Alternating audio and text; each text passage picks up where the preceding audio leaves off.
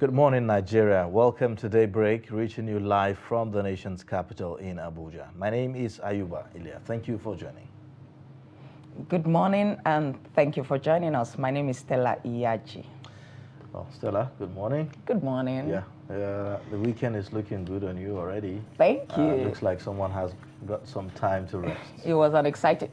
Was it a restful weekend at all with everything that happened, the primaries? No, exactly. You know how it is. We have to be here even during the weekend. We were all here watching the PDP presidential primaries here from the studio. It was quite an eventful weekend. Yeah, it was.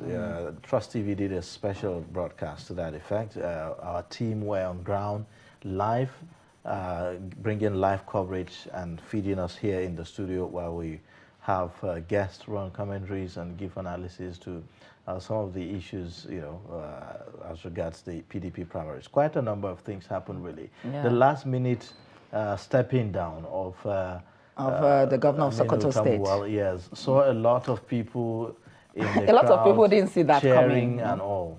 Yeah, well, yeah, some people didn't see that coming, but it was as if it is what a lot of the delegates were waiting for. And it was as if there was some kind of unspoken consensus among the delegates to give the votes to the former vice president.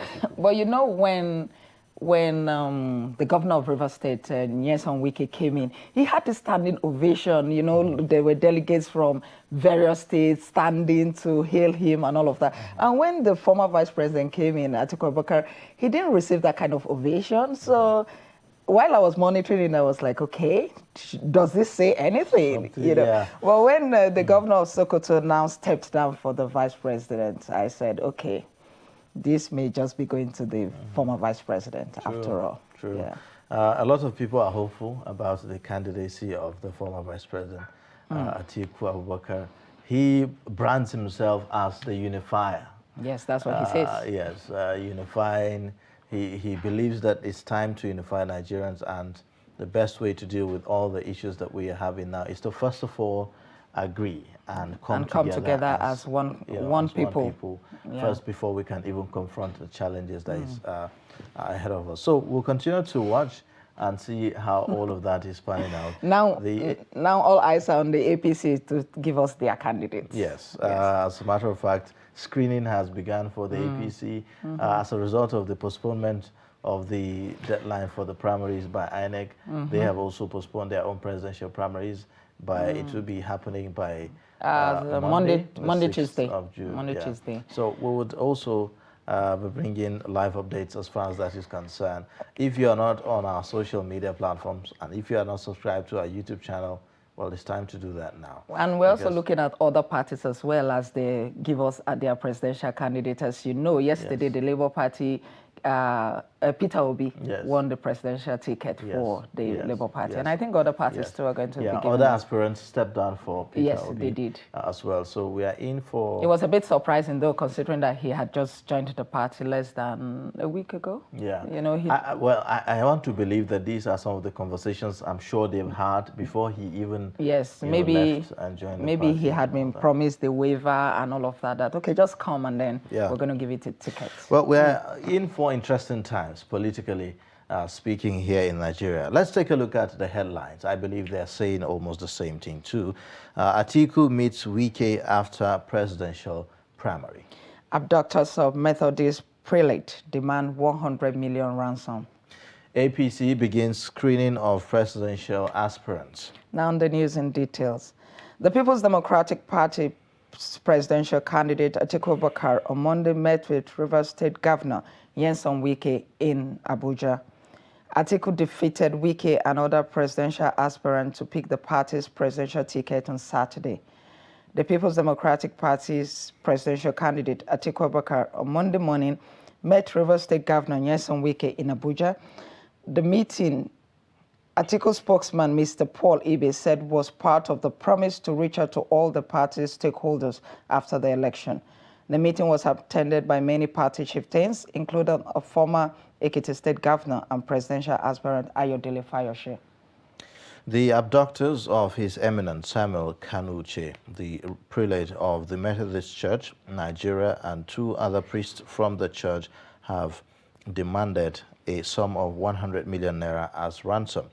The prelate, the Bishop of Owerri, Right Reverend Dennis Mack, and the prelate's chaplain were kidnapped on Sunday in Umunyochi, local government area of Abia State. They were abducted while they were on their way from a program in the council area. The secretary of the conference, the Right Reverend Michael Akinwale, confirmed the demand in a statement issued to newsmen on Monday. He appealed to all parishioners to rise up and help in raising the 100 million naira ransom. Now, the All Progressive Congress, APC, has commenced screening of aspirants seeking its presidential ticket for the 2023 poll. The screening is taking place at the Transcorp Hilton Hotel in Abuja. The screening was earlier slated for May 23, 2022, but indefinitely postponed by the National Working Committee. However, journalists will not allowed access into the hall of Transcorp Hilton, where the screening is ongoing. All right, now let's take a look at some more stories. Prominent lieutenants of President Muhammadu Buhari have contested and lost the recently concluded governorship and National Assembly primary elections conducted by the ruling All Progressives Congress across the country.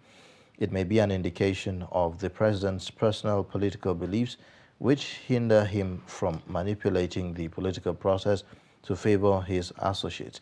Kehinde Amodu looks at the political actors who could not leverage on their relationship with the president to win at the primaries in the states. Take a look. There is some unrest in the Buhari political circle. Those that were seen to have filial relations with the president have found themselves falling far short of the mark at the recently concluded APC governorship and National Assembly primaries. Fatuhu Muhammad, his nephew, Turad Sani Shaban, his son-in-law, and Sani Shaban, former member of the House of Representatives, and the president's in-law all lost out at the primaries. Even some of his very visible aides did not fare better. Bashir Ahmad, personal assistant to the president on new media, Ahmad Rufai Zakari, special advisor to the president on infrastructure, and Ismail Buba Ahmed, Buhari's SSA on social investments, all crashed at the primaries. Close associates, all their children, were also caught up in the decimation. Farouk Adamu Aliu, a key ally of Buhari since the ANPP days, and Folajimi, son of Information and Culture Minister Lai Mohammed, also fell short when it mattered most. Observers say President Buhari does not manipulate the system and obviously did not put in a word for them.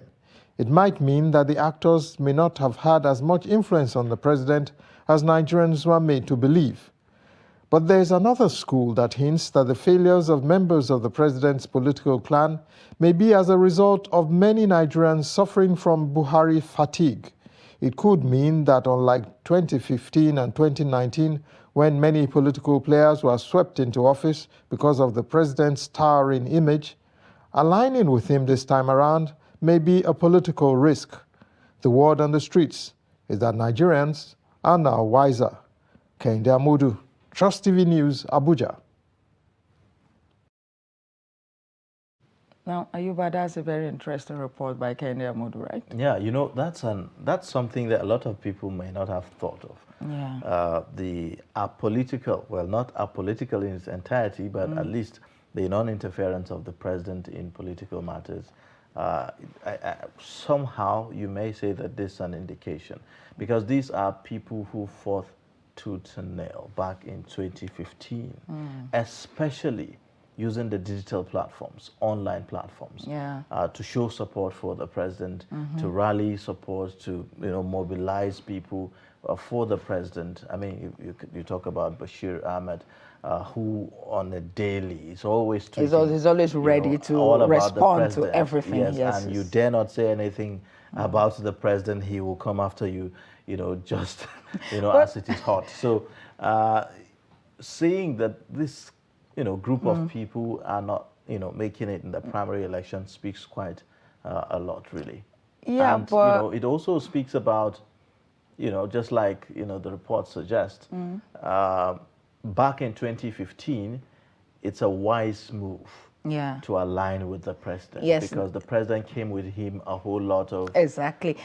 persona. I was going to People say thought, something oh, then. this is the anti-corruption giant and all that. Yeah. But I was going to say something that, support is unlike normal. in the past where you saw aspirants on their billboards, you see their picture, and then right beside them is the president's picture. I'm not seeing a lot of that these days. You understand? You just see the president who just put his picture, and that's all. You don't see President Buhari on that poster. That's one. Then another thing is that I think what this tells you also is the question comes on how in tune with the people at the grassroots are these people? Again, because it's one thing question. to be in Abuja, be an aide to the president, or be a representative, but maybe you're not in tune with the people. And that's also a very important one. You don't even know the delegates. The delegates don't know you. Yes. You haven't gone to talk to them. You just imagine that okay, maybe they'll just vote for you because people have said over and over that look, politics is local, and the truth is that some of these people may not be rooted, yes, locally speaking, and for them it's time to go back to the localities to look at, okay, what didn't we get right? In fact, and then perhaps maybe try again another time. In fact, I even heard that one of the people that were mentioned in that report, after he lost, he had to run out of the venue. I don't know what would have happened to him if he didn't leave the venue, but that just emphasizes the fact that the delegates and these people were not on the same page at all. And I believe that the president himself knows this. Maybe that's why he's not even making any effort to say, okay, I present to you this or that, or kind of, I think the president's posture is democratic. Yes, just go and do your thing and win or lose. Followership that we saw in 2015, it's nowhere now. It's nowhere. A lot of people feel, well, a lot of people are disappointed, to be honest. Yeah. I mean, people have said it over and over. You just need to go on social media to see how, disappointed people and in the report, the reporter mentioned something. He said the Buhari fatigue. Yes, that's also something something to also talk about, important. ponder over. All right, so we now take a look at another report. Amid heavy security, the Economic and Financial Crimes Commission, EFCC, has arraigned a presidential hopeful and former governor of Imo State, Rochas Okorocha, before a federal high court in Abuja. Okorocha, who currently represents Imo West Senatorial District in the National Assembly, was arraigned before Justice Iyang Ekwo on Monday in the nation's capital for alleged fraud to the tune of 2.9 billion. Let's take a look at the report. The alleged fraud was said to have been perpetrated by Okorocha and one Anyim Iyerere through private companies between 2014 and 2016, when he held sway as governor of Imo State. The All Progressives Congress APC presidential aspirant was spotted in a pensive mode, ready to give his plea against the charges in court. Some of his family members and political associates were also in court ahead of his arrival. Though he pleaded not guilty and denied all charges, Okorocha has, however, engaged the services of 4 senior advocates of Nigeria, led by Oke Amechi. Outside the court, representatives of the EFCC declined to address the press as they left the court with Okorocha, who will be in their custody till his bail application hearing on the 31st of May 2022. Lead counsel to the defendant, Oke Amechi, who said the charge against his client was filed in January, however, alleged that Okorocha was not served. We have applied for bail because he's entitled to bail. If he's served and he didn't appear, the court will issue a warrant for his arrest, but he was not served. And they did not even take advantage of the provision of the Administration of Criminal Justice Act, which says if you can't find the defendant, you file a motion for substance service, the court will give you leave, you go and put it at his house. They didn't do that. We don't want to suspect their motive for what they did, particularly choosing the day of the screening. So, but when we come tomorrow, I don't want to go deep into it because the issues are before the court now. After Okorocha pleaded not guilty in the courtroom today, counsel to Nigeria's anti-graft agency, that's the Economic and Financial Crimes Commission, Gbolahan Latona, did ask for an adjournment so he could assemble all the 15 witnesses that would testify against Okorocha. He said this adjournment is necessary because some of the witnesses do not live in the court jurisdiction and it needs more time, at least till the 1st of June. But Justice Iyang Eko said that all bail application and all opposition have to be filed within time. That is on the 31st of May. Therefore, the bail application for Rochas Okorocha will be heard on the 31st of May. Martia Umar, Trust TV News, Abuja. Well, I think that the whole arrest in the first place was all about the trial, the hearing yesterday. Yeah. And that has come to be former governor is seeking for bail. Well, I don't know how that is going to be, especially because initially the reason why he was arrested is that he jumped bail and all that. But yes. We'll continue to see how all of that will pan out. And you remember how very difficult it was for the EFCC to actually take him this time around also. Exactly. So I think that that drama was really unnecessary. Very unnecessary. If anything, it complicates issues for, the former governor. Yes. By, kind of attempting to evade arrest in the first place. All right, let's take a look at another story now. The third video released by attackers of the Abuja-Kaduna train attack has shown that more kidnapped passengers have been released. In the latest series of video sent by the terrorist group, a woman who identified herself as Gladys put a direct call to the Nigerian Vice President Yemi Osinbajo, whom she said was her classmate in law school from 1978 to 1979. Trust TV's Nana Mohammed put this together. Standing beside the kidnapped victims, the masked terrorist with AK-47 ordered his captives to speak. In a frantic and desperate attempt to draw the attention of the Nigerian federal government, the passengers said they were kept in horrible conditions. Gladys, a classmate of the Nigerian Vice President, Professor Yemi Osinbajo, tearfully appealed to the VP and the immediate past Nigerian Minister of Transport, Rotimi Amechi, to come to their rescue. I'm appealing particularly to Professor Yemi Osinbajo, who was my classmate, 78, 79 law school. You are a grandfather, you are a father. Come to our aid because we've been here for 62 days. I have a son who is a sickler and I don't know his condition. I'm pleading that the federal government and Amechi, who is the minister for transportation, should come to our assistance. Mariam Abubakar, who appeared in the previous video, told Nigerians and the government that 2 of her children are sick and are in need of medical attention. We've been here for 62 days in an unfavorable, inhabitable condition, unimaginable. We've been sick.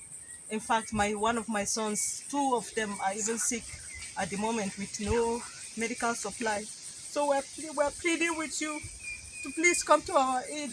Sadiq Abdullahi, the eldest son of Ango Abdullahi, who also appeared in the third video, said most of the people in captivity are sick and pleaded for governments to come to their rescue. We are appealing to the federal government to once again come to our aid. We've been here for 62 days. Most of us here are sick and we are not in good condition. And every day the situation gets deteriorating.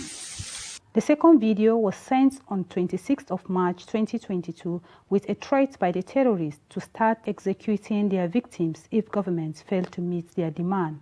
A Pakistani national called the attention of international organizations and his government to intervene. I'm a foreign national, Pakistani national. So we were abducted on 28th March from the Abuja-Kaduna train. And we are here, we are 62 people, and the conditions are not very good. So we are appealing to the government of Pakistan and government of Nigeria and to the whole world international community so that they can help us. The consistent calls and direct pleas to important and influential people may not be unrelated to the slow response by the government to secure the release of some of the 62 passengers still in captivity. There have been persistent calls to draw the government's attention. Whether or not the government heard their calls, time is of the essence to rescue the kidnapped train passengers. Nana Muhammad, Trust TV News, Abuja. Well, that was that's a quite pathetic video, and emotional one, heart-touching one, really, to see family members of those, I mean, the families that have been abducted by, those terrorists along the Abuja-Kaduna train attack. We will continue to plead for the government to intervene in this as soon as they can, because I can only imagine the trauma that this will put on the families of the victims, because each time these videos come out and then they come and they watch their grandmother in that kind of situation, or your brother or your sister, it's horrible, it's pathetic. Yes, and knowing that you're helpless. You're helpless. There's nothing There's you can do. It's not like the terrorists are seeking ransom from you, or like seeking to negotiate with you directly. This time around, it's about the government. So there's very little that the families can actually do in this instance. All they can do is to call on government to do the needful to get the release of their family members. But other than that, there is nothing they can do. So it's quite a very, very traumatic one. It's a very difficult one, because emotionally touching. Very emotional. And again, when I read the report yesterday, the bandits are saying that they should release their children that were taken in, and after that, talks will commence, which even means that after the children have been released, it doesn't necessarily they said mean they're that going to release some of the abductees. But it doesn't necessarily mean that all of them will still be freed. Not all. There'll have to be a special negotiation for the rest. Of the people. So nobody knows how long these people still have to stay with the abductors. Yeah. Well, let's take a look at some more. We'll take a short breather now, and then when we come back, we'll take a look at stories on the front pages of our newspapers this morning. Please stay with us. But in a situation where you find that they look at the same, not necessarily tribal or regional. But I have said that.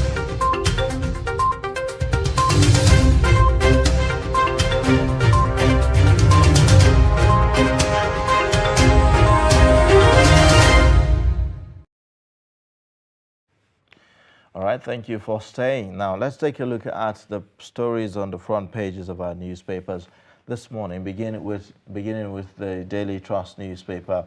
The lead story on the Daily Trust newspaper this morning, it says, APC presidential screening. Oyegun-led committee grills Tinubu, Umahi, Amechi, Badaru, and others. You'd also see Osibanjo, Lawan, Fayemi, others appear today. Atiku's emergence, not a threat to us. Well, we'll see how that turns out. Other stories above the lead story says, presidency, Southwest APC leaders in final push for consensus candidate. World Tobacco Day, smoking kills 29,000 Nigerians annually. That's quite alarming. You took a look at the pictorial, shows you the screening of the presidential aspirants under the platform of the All Progressives Congress, and then below that, Abuja Kaduna train attackers issue fresh threat as children found, just like we've seen in that video. The stories at the very bottom. Abuja couple disappointed as wife on contraceptive gives birth to quadruplets. Imo traders defy IPOP's sit at home. Open stores. How Buhari's men lost out in Kano APC primaries. Well, quite interesting stories, Stella. Yeah. The lead story talking about the Oyegun-led committee screening the aspirants under the platform of the APC. I think about 23 of them aspiring for that same office. Well, I hope that at the end of the day we will see some of these aspirants step down for others. So that the number can be trimmed, right? Yes, streamlined. Because, you know, we've seen in the PDP presidential primaries that just passed. Some got 0 votes. Yes, I know somebody got 0 votes, yeah. You know, I think about 2 people or so. Well, how did that even happen? Does it mean that no delegates listened to them when they went to them, or what happened? It just shows that, well... Is that how unpopular they are? Yeah, well, I mean, it's maybe not unpopular, but maybe people, or maybe they didn't, you know, do the usual... I don't know. Because when I saw 0, I was like, how is that even possible? That means nobody even felt that you were supposed to be in the race. Exactly. That's what they are saying. You shouldn't even be in this race at all. Yeah, and yeah. Maybe the people that wanted to actually vote for them felt it shouldn't be a waste. Let me not waste, you know, the vote, because there are 2 things there. You may actually be interested in voting for someone, but you know that if you look at, you know, he's a weak candidate. Even if you vote, it may not make any difference, you know, and all that. So we'll see after the screening. The story on the tobacco. I'm thinking.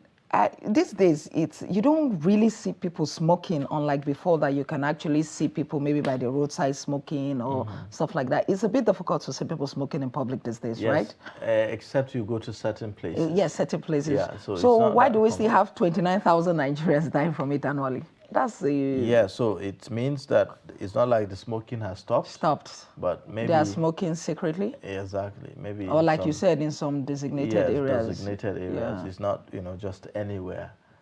Maybe, and of course, you may not be in those places. Exactly. So you wouldn't know that people are still, you know. So, but I mean, I'm sure that a lot of people are still. That just tells you that there's a need for the campaigns to continue. That smoking kills. Yes. Yes, you know, yes. 29,000 is a lot. Yes, even though these days people will tell you that, you know, there are ways of dealing with it. You know, you can still smoke and then find a way to. Yeah, but that figure is, but that figure says otherwise. 29,000. It is. It's quite huge. Yeah. In fact, if as much as possible, medical experts will advise. Don't even smoke. Don't even. It's unnecessary. It's really unnecessary. All right. Now you take a look at other stories below at the very bottom there. I saw an interesting story. How an Abuja couple, you know, got disappointed as a wife on contraceptive gives birth to quadruplets. So, like, I'm wondering, you know, what happened. The man must be really disappointed because I'm sure they must have taken those contraceptives thinking that, it's supposed to help with the family planning thing and everything. But at the end of the day, but what I don't understand is it disappointed that the woman had more than one child, or disappointed because the woman got pregnant? Because I think the contraceptive was to stop her from getting pregnant, not necessarily to stop her from having 4 children. Yes. So the disappointment. That means the disappointment came like 9 months ago. Yes, the disappointment is that, you know, she got pregnant. So then the level of the disappointment increased when the woman gave birth and they were now 4 children. And they were now 4, not even 1. Yes. You know, so at the end of the day, if he was trying to do some kind of family planning that has been jeopardized because it's not going to happen. 4 at once. Exactly. And I think he had other children before now. Yes. So, and you know, that also raises the question of the effectiveness of the family planning. Some of the contraceptives that people take. How effective is it? And then, you know, people differ as well. You know, body by nature, people differ. So what works for A may not necessarily work for B, and all of those things. I know that the chances are maybe, you know, very low percentage, but it still happens. It still happens. You know, so it then also means that and level of awareness and some people maybe usage. Did they use it properly as prescribed by the doctors and nurses? You know, because there were in the past there used to be stories that. A lot of those contraceptives failed among rural women, and that was because they didn't follow the instructions as prescribed by the doctors. Now, on the flip side of this, while some people are disappointed the contraceptive did not work, some actually do not want it at all. To take it. There was a story, you know, yesterday from our correspondent in Gombe about how a woman actually refused, you know, family planning, such that she even left her husband It's that bad. So the husband is insisting that she needs to take those contraceptives at least to have some kind of, family planning. Family planning, yeah. But she doesn't want to do so, perhaps for religious or cultural reasons. Yeah, there are those reasons as well, You know, religious and cultural yeah, and all so, of that, yeah. But, to the extent of leaving your husband, I just find that was that a bit drastic. too extreme, yes. Yes. I just find that a bit too extreme. I think that whatever it is, that there should be that understanding. Yes, between there should be a middle point. I mean, Yes. And in any case, that report says that the woman had been having children, so the man may be doing it also for her health. For her health. To ensure One of that, the things she that stays he actually healthy. said is that she gives birth virtually every year, and that's he not feels good that for her that's health. not healthy. Yeah. That's very risky, being in that position. But apparently, she doesn't see it that way. Exactly. So, and that is why I keep talking about campaigns and awareness. But the and good all thing, of that, though, because the good thing though is that at the end of the day, her mind was changed. Oh, because, that's great. Yes, the husband took it, up to meet, religious leaders, traditional leaders, to help talk to her and all of that. And eventually, at the end of the day, she decided that okay, is the way to go. So you see, with proper awareness and proper communication and education, some of them will actually do the right thing. And that takes a lot, for a man to go all out to do that. It takes a lot of patience. It takes a lot of understanding, concern, love, and care to be able to do that. For some, they may not really care to go that. They won't go that extent. far. Like if you don't want to, well, you might as well just leave. But in this instance, the husband was patient, patient enough and understanding enough to actually make her see reasons why this is very important. In any case, we need to plan families, isn't it? Yes, I mean the economy is not smiling like they say in Nigeria. Exactly. So you just cannot afford to be having children and not take care of them. That's very important. I think that's one of the essence of family planning, so that you can be able to cater for the children. And because when you don't cater for the children, the multiplier effect is a lot. I mean, look at the level of insecurity in Nigeria today. The society suffers it. The society suffers it. At the end of the day. Well, now that's that. And then, of course, one of the interesting stories there, the story we saw earlier about how President Buhari's allies, lost out in the APC primaries that was conducted specifically in Kano State. And then interesting story about the emo traders defying IPOP's sit-at-home order yesterday. Yeah, that's a good one. That's a step in the right direction. There was this man that was spoken to, that the reporter spoke to, and he said that they are testing the waters, that they want to see if they will open the stores and see if anybody will come and attack them, So if they were able to open their stores yesterday, Monday, and nobody attacked them, maybe going forward, other Mondays, they will come out again and gradually normalcy will return. But however, in that same report, it was clear that the banks did not open and other places did not open. And perhaps maybe there's some element of truth in what IPOP have said repeatedly, that they have since ended and suspended this Monday's sit at home. They've always said that they only do sit at homes when So who is implementing the sit at home if they have suspended it? So from what they are suggesting, hoodlums look like they've hijacked this the whole thing. About the sit-at-home. Well, they should also come together and try to arrest or rein in those hoodlums. Because they started it, right?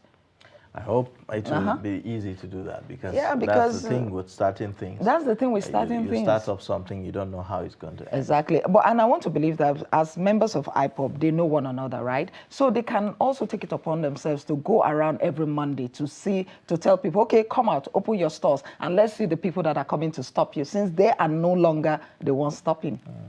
That will help. Yeah, I believe so. All right, now let's take a look at other papers. Let's take a look at the News Direct.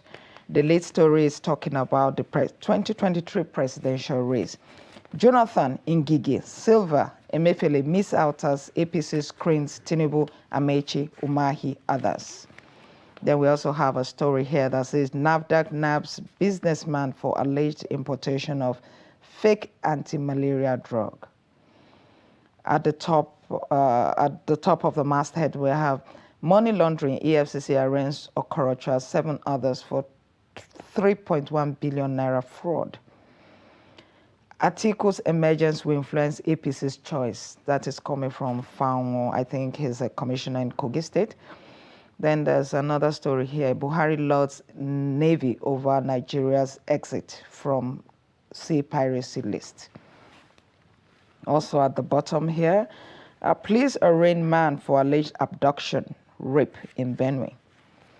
2023, Peter Obi is Labour Party's presidential candidate. We also have another story here. 2023 presidential election, Wike berates Northern gang up. That's, I think it's in the aftermath of the primaries that I had last weekend. I mean, that's the major stories on the News Direct for today. Ayuba, look at this story. NAFDAC nabs businessman for alleged importation of fake anti-malaria drug. You would think we have enough problems in the country already. Look at how much malaria deals with us in this country. And then somebody is bringing in fake anti-malaria drugs. You know, the issues are multifaceted. Virtually in every sphere in Nigeria, there are problems. I mean, how do you do that? Mostly it's about people trying to cut corners, people trying to, be fraudulent with things and not caring who it affects at the end of the day.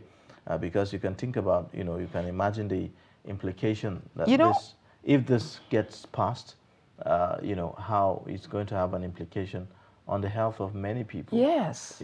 Fake drugs and all that. People go to the market, they buy things,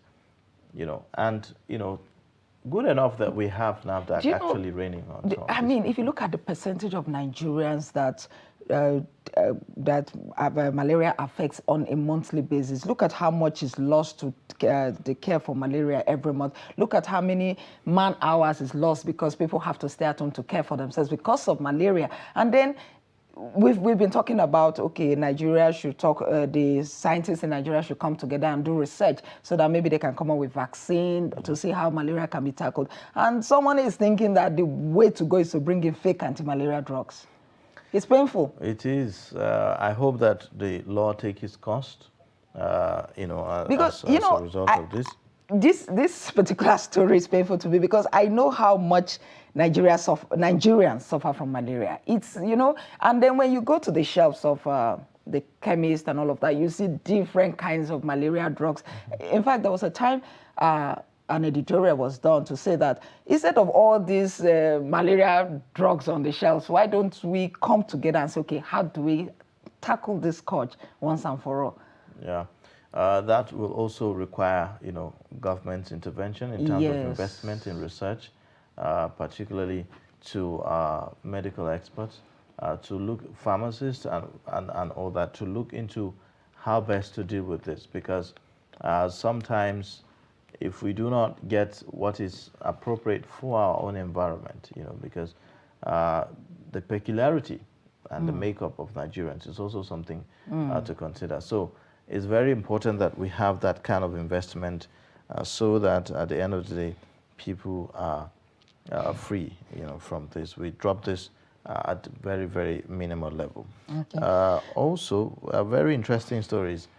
The story about Jonathan missing in the APC screening struck my mind. Is he really missing? Well, the last time I checked, exactly today. The last time I checked, they said he did not submit any nomination form. Also, okay, so where is the whole issue about Jonathan presidency? I don't understand because if you remember, shortly after the group of people, those people that were said to have purchased the form for him, shortly after that story broke, his spokesperson came out to say to dissociate the former president from that form, and after that... But even after that, we kept seeing stories on front pages of papers saying, Jonathan... We didn't just see story, we also saw pictures. We saw him with the chairman of the APC. Yes. So where is that all that permutation coming from? I really don't know. You just wonder where is the authenticity of that story, because it's reported as though there's some kind of authenticity to the story. Yes. But alas, it's indicating that, look, there's nothing like that. I don't know. I don't know. what it looks like, because even at the moment, I don't think the former president is in the country. He's not in the country. So what I don't understand is, it appears there are two people here. There's the former president, and then there's a group of people that want the former president to run. That's what it appears like to me. I agree, and probably they are behind all of the stories and all of that. But you know what would have happened, or what I expected to have happened? I expected the former president to come out and clear the air. Look, I'm not interested in this. But his spokesman did that, isn't it? Yeah, maybe we are just seeing that as not enough. But his spokesman did. Yeah, that should have been enough. That should have been enough. But just like you said, maybe there are some groups who really want him, to take on this and vie for that office. All right, now let's take a look at the Blueprint newspaper this morning. It leads with a political story as well. It says, as APC screens Tinubu, Badaru, Umahi, others, Oyegun Committee seeks consensus commitment from presidential aspirants. It has the writers that says, we are ready to step down for right candidate, say Bakari, Uju, and then Amosun, Nwajuba, Amechi, 6 others take turns. A journalist barred from screening venue. Simbajo remains our best if APC is to win in 2023. That's according to Gaya. You have also below the masthead, PDP convention fallout. How IBB pleaded with Tambuwal for Atiku's emergence. And then you also have Ohaneze recants, says, we never threatened to work against Atiku or PDP. Still studying outcome of presidential primaries. You also have FG targets $176 billion from Customs Service Modernization Project. These are some of the top stories on the Blueprint newspaper this morning. All right, so IBB. Exactly. I was going to say that. I guess as the days unfold, we're going to know exactly why Governor of Sokoto State stepped down for the former president, right? Just like this story is suggesting, it has the writers that says ex-NSA leads Atiku to Mina soon. You also have I'm ready to work with ex-VP, and that's Wike.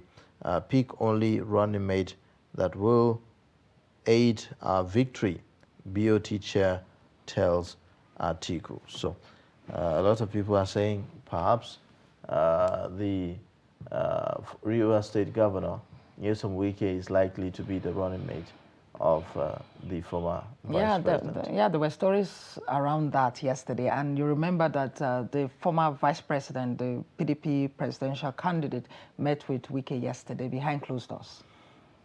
We saw a picture of all of them, and then after that, I think they went into a closed-door meeting. So we're not sure what happened, in the closed door, but very soon, everything will be made known. We are sure that it's all going to be revealed. All right, that's that for the Blueprint newspaper. So let's take a look at This Nigeria. This Nigeria has a lead story that says, Wike to PDP Southern colleagues, you betrayed me. Then it has a rider that says, false party for allowing Tambuwal speak twice during presidential primary. Atiku visits Rivers governor, other rivals for support. Below that we have kidnapped Methodist prelate, Uche, others freed. Then we have the story, Obi emerges Labour Party's presidential candidate, Utomi steps down. And then at the top there, we have 500 fleeing Cameroonian refugees enter Cross River. Okorocha to remain in EFCC custody, pleads not guilty in court. Files 1 billion naira damages. All right. That's an interesting one here. But what do you think of that? 500 fleeing Cameroonian refugees enter Cross River. It appears to be an ongoing thing. Yes. A lot of refugees are crossing over to the country. But if they are crossing over, I wonder if we're giving as much attention, to them, because as they are coming in, are we documenting?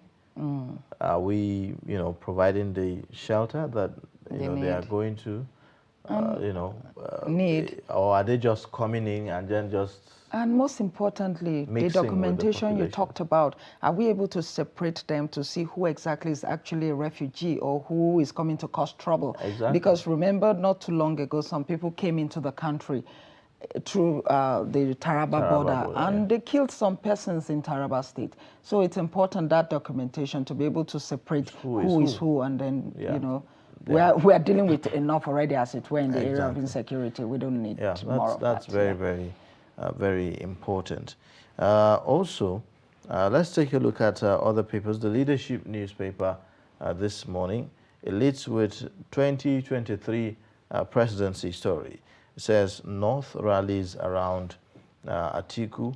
Gusau presents ex-VP to IBB tomorrow. You'd also find above the masthead, court returns Okorocha to EFCC custody. Train attack. New video shows Ango Abdullahi's son still in terrorist den. IMF project 22% inflation rate for Nigeria in 2022. APC panel screens 12 aspirants. Tinubu vows not to step down for anyone.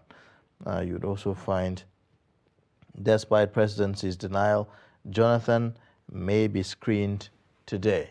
Again, here we go. Another permutation. I guess until these primaries actually hold, we'll never know exactly what's going on with the Jonathan issue. Yes. All right. Monkeypox, NCDC confirms 1 dead, 21 cases in 9 states, including the FCT. You have also FG targets $176 billion from customs monetization project. These are the stories on the Leadership newspaper. IMF projects 22% inflation rate. Yeah. Well, INEC always, we have these projections always happening. But let's see how all of that turns out with the decisions that the central bank is taking, with the monetary policy and all that. Maybe that will help to control, the inflation. I hope so. I really hope so too. All right, now let's take a look at the Vanguard newspaper. It leads with the story that says, PDP ticket, fellow southern governors betrayed us, according to Wike. You also have above the masthead, it says, another explosion rocks Kaba in Kogi. Petrol subsidy could hit 6 trillion naira by year end. IMF again is warning. It says train attack. Another story says train attack, rescue us before we lose our lives. Those are the abductees pleading with the federal government.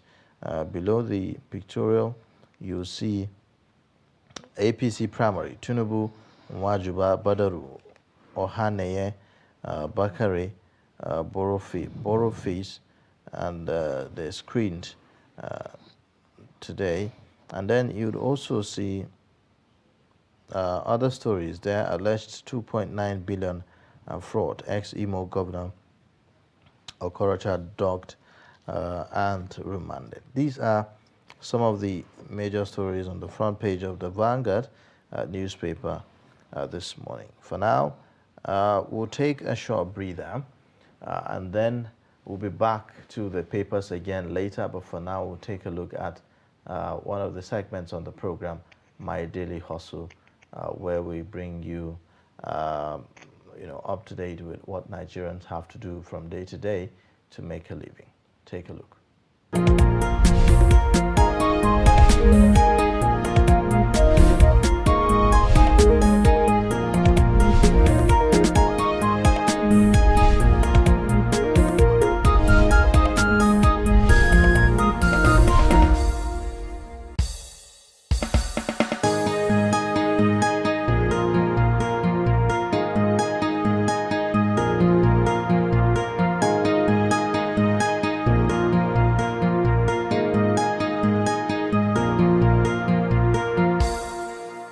Sunana Sama'ila Dahiru. Na zo daga jihar Kano, ƙaramar hukumar Kiru. Na samu shekara 10 ina sai da jarida a Abuja.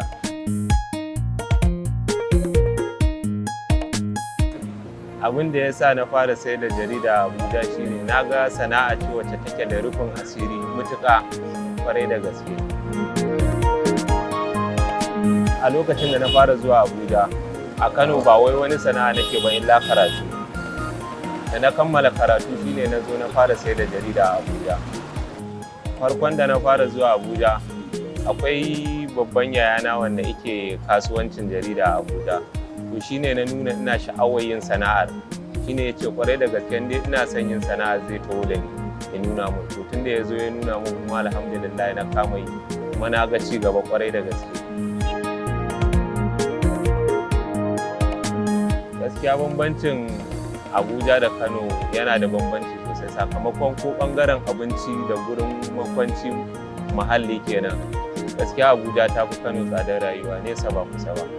Sakamakon kaga kamar a Kano ko gida ne za ka zauna da iyalanka bai wuce ka biya 30,000 ba ko 40, nan ko ɗaki ɗaya ma wanda za ka kwanta za ka biya shi 70,000, 80,000. Kaga bambanci ne ba ƙarami ba. Muna dai rayuwa ne kawai cikin haƙuri, sakamakon gaskiya akwai bambanci na sauƙin rayuwa da Kano da kuma nan Abuja.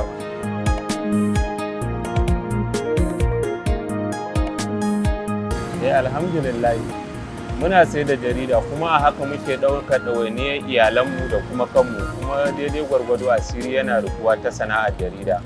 Gaskiya yanayin kasuwa ka san yanzu ya canza, tunda a yanzu in ka yi kasuwa za ka iya samun 2,000 zuwa 2,500 idan Allah ya sa ka yi kasuwa sosai, kana samun 2,000 ko 2,500. Kaga wannan ya isa ka ci ka sha kuma ka yi transport, a haka har in ka samu raguwa ka tura wa iyalanka.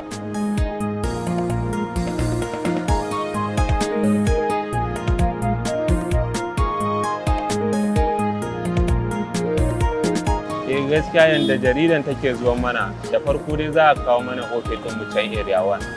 Idan muka je area 1 ba wai muna ba da kuɗi ne mu siya ba, ana ba mu ne. Idan aka baka abin da ka zo ka sayar a kan hanya, shi za ka je kai musu balar kamar musu da rabuwa a sautin. Shi ne kuma kamar ɓangaren kwastomomi, gaskiya wasu suna karɓa ne sati su biya ka kuɗinka, wasu kuma za su baka ne tun farkon sati su kai ga kai musu, idan kuɗin suka ƙare sai su kuma baka wasu.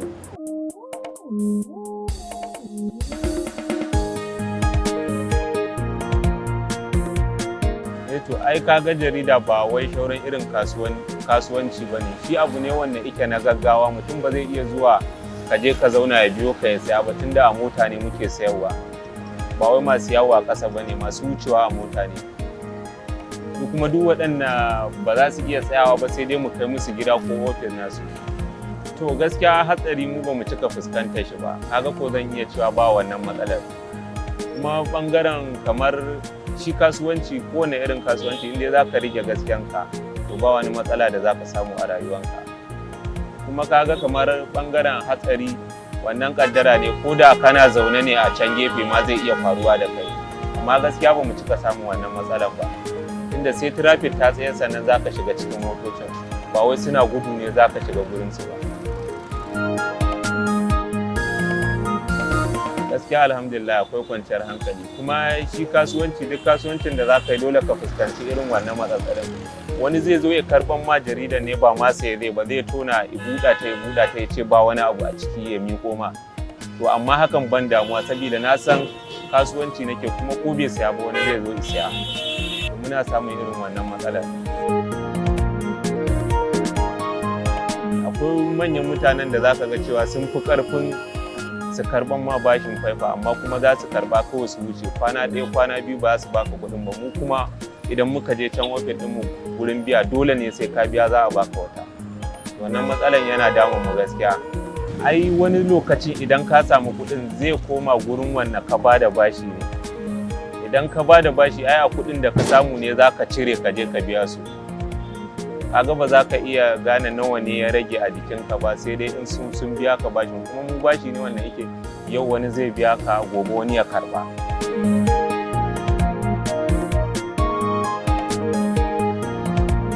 Gaskiya ni bana sha'awar yara na su yi wannan sana'a, sakamakon wannan sana'a ce ta yarinta kuma ta lokaci. Ina son yara na su karatu isasshe su samu aikin yi wanda ya kasance ya fi wanda ni nake yi, saboda ko da yaushe rayuwa ci gaba ake so. Kuma wannan ka duba sana'a ce ta kuruciya, ni ma akwai lokacin da za ta zo ta fi ƙarfi na. Kaga ba zan so yara na su zo su yi wannan sana'a ba gaskiya.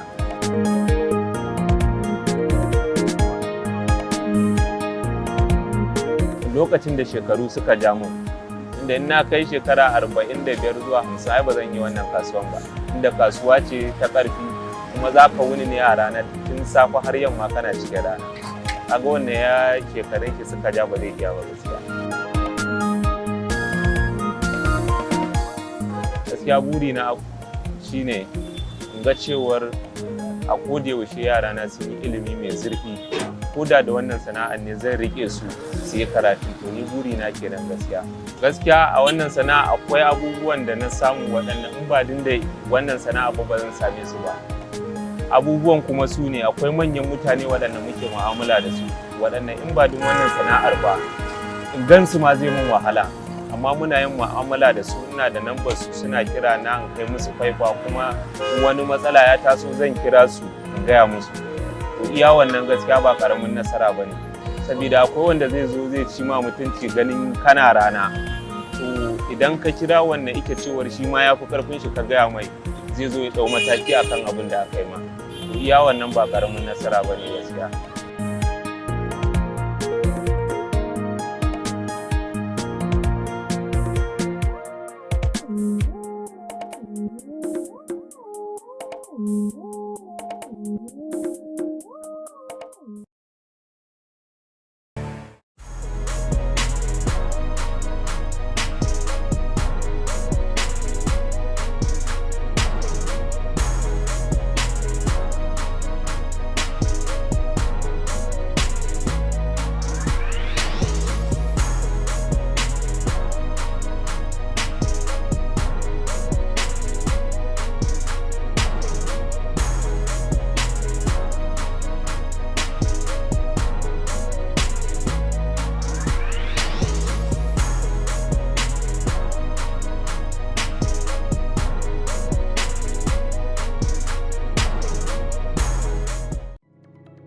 Hello, welcome to Adam's Grill on Trust TV.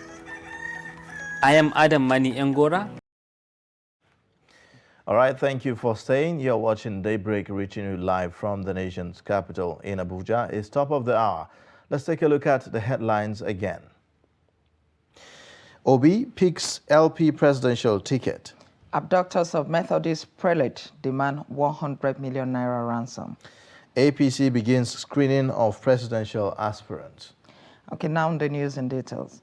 Former governor of Anambra State, Mr. Peter Obi, has been elected unopposed as the presidential candidate of the Labour Party for the 2023 general elections. Obi emerged winner after all other aspirants stepped down for him and in the interest of the party in the presidential primary elections held on Monday in Asaba, Delta State. According to the chairman electoral committee, Usman Abdullahi, 5 presidential aspirants were cleared to contest the election. Abdullahi disclosed that a total of 104 delegates from the 32 states of the Federation and the Federal Capital Territory were accredited for the election. Now, the abductors of His Eminence Samuel Kanu Uche, the prelate of the Methodist Church, Nigeria, and 2 other priests from the church have demanded a sum of 100 million naira as ransom. The prelate, the Bishop of Owerri, Right Reverend Dennis Mark, and the prelate's chaplain were kidnapped on Sunday in Omunyoche, local government area of Abia State. They were abducted while they were on their way from a program in the council area. The secretary of the conference, the Right Reverend Michael Akinwale, confirmed the demand in a statement issued to newsmen on Monday. He appealed to all parishioners to rise up and help in raising the 100 million naira ransom. Now the All Progressives Congress, APC, has commenced screening of aspirants seeking its presidential ticket for the 2023 poll. The screening is taking place at the Transcorp Hilton Hotel in Abuja. The screening was earlier slated for May 23, 2022, but indefinitely postponed by the National Working Committee. However, journalists were not allowed access into the hall of Transcorp Hilton, where the screening is ongoing. All right, that's that for the news highlights. Let's take a look at some more reports. A physically challenged man in Yola, the Adamawa state capital, Ibrahim Idris, has taken to shoe and bags in an effort to take himself off street begging. Ibrahim Idris is also optimistic that with the necessary support from appropriate quarters, many in similar condition will quit street begging and engage in profitable ventures. Salis Lawan put this together.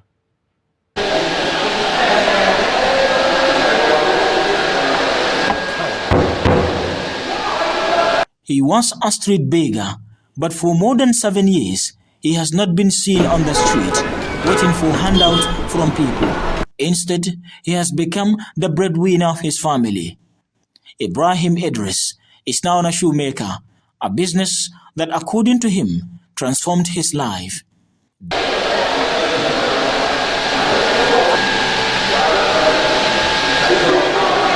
Despite transforming his life, Ibrahim Idris was quick to point out some challenges affecting the business. Sana'a ce da muka dogara da shi, sana'a ce.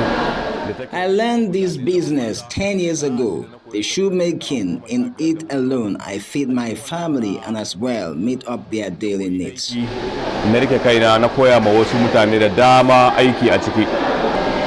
So da yawa wasu mu a cikin al'umman mu ba sa son. Most time our people here are not patronizing our products, and this has remained our challenge. Da baya sa takalmi a ce yayi takalmi da mai kafa zai sa. Ya aka yi san haka? To wannan challenges din da yawa mukan samu. Idris insists that their product, if supported with modern machinery, can compete with others elsewhere.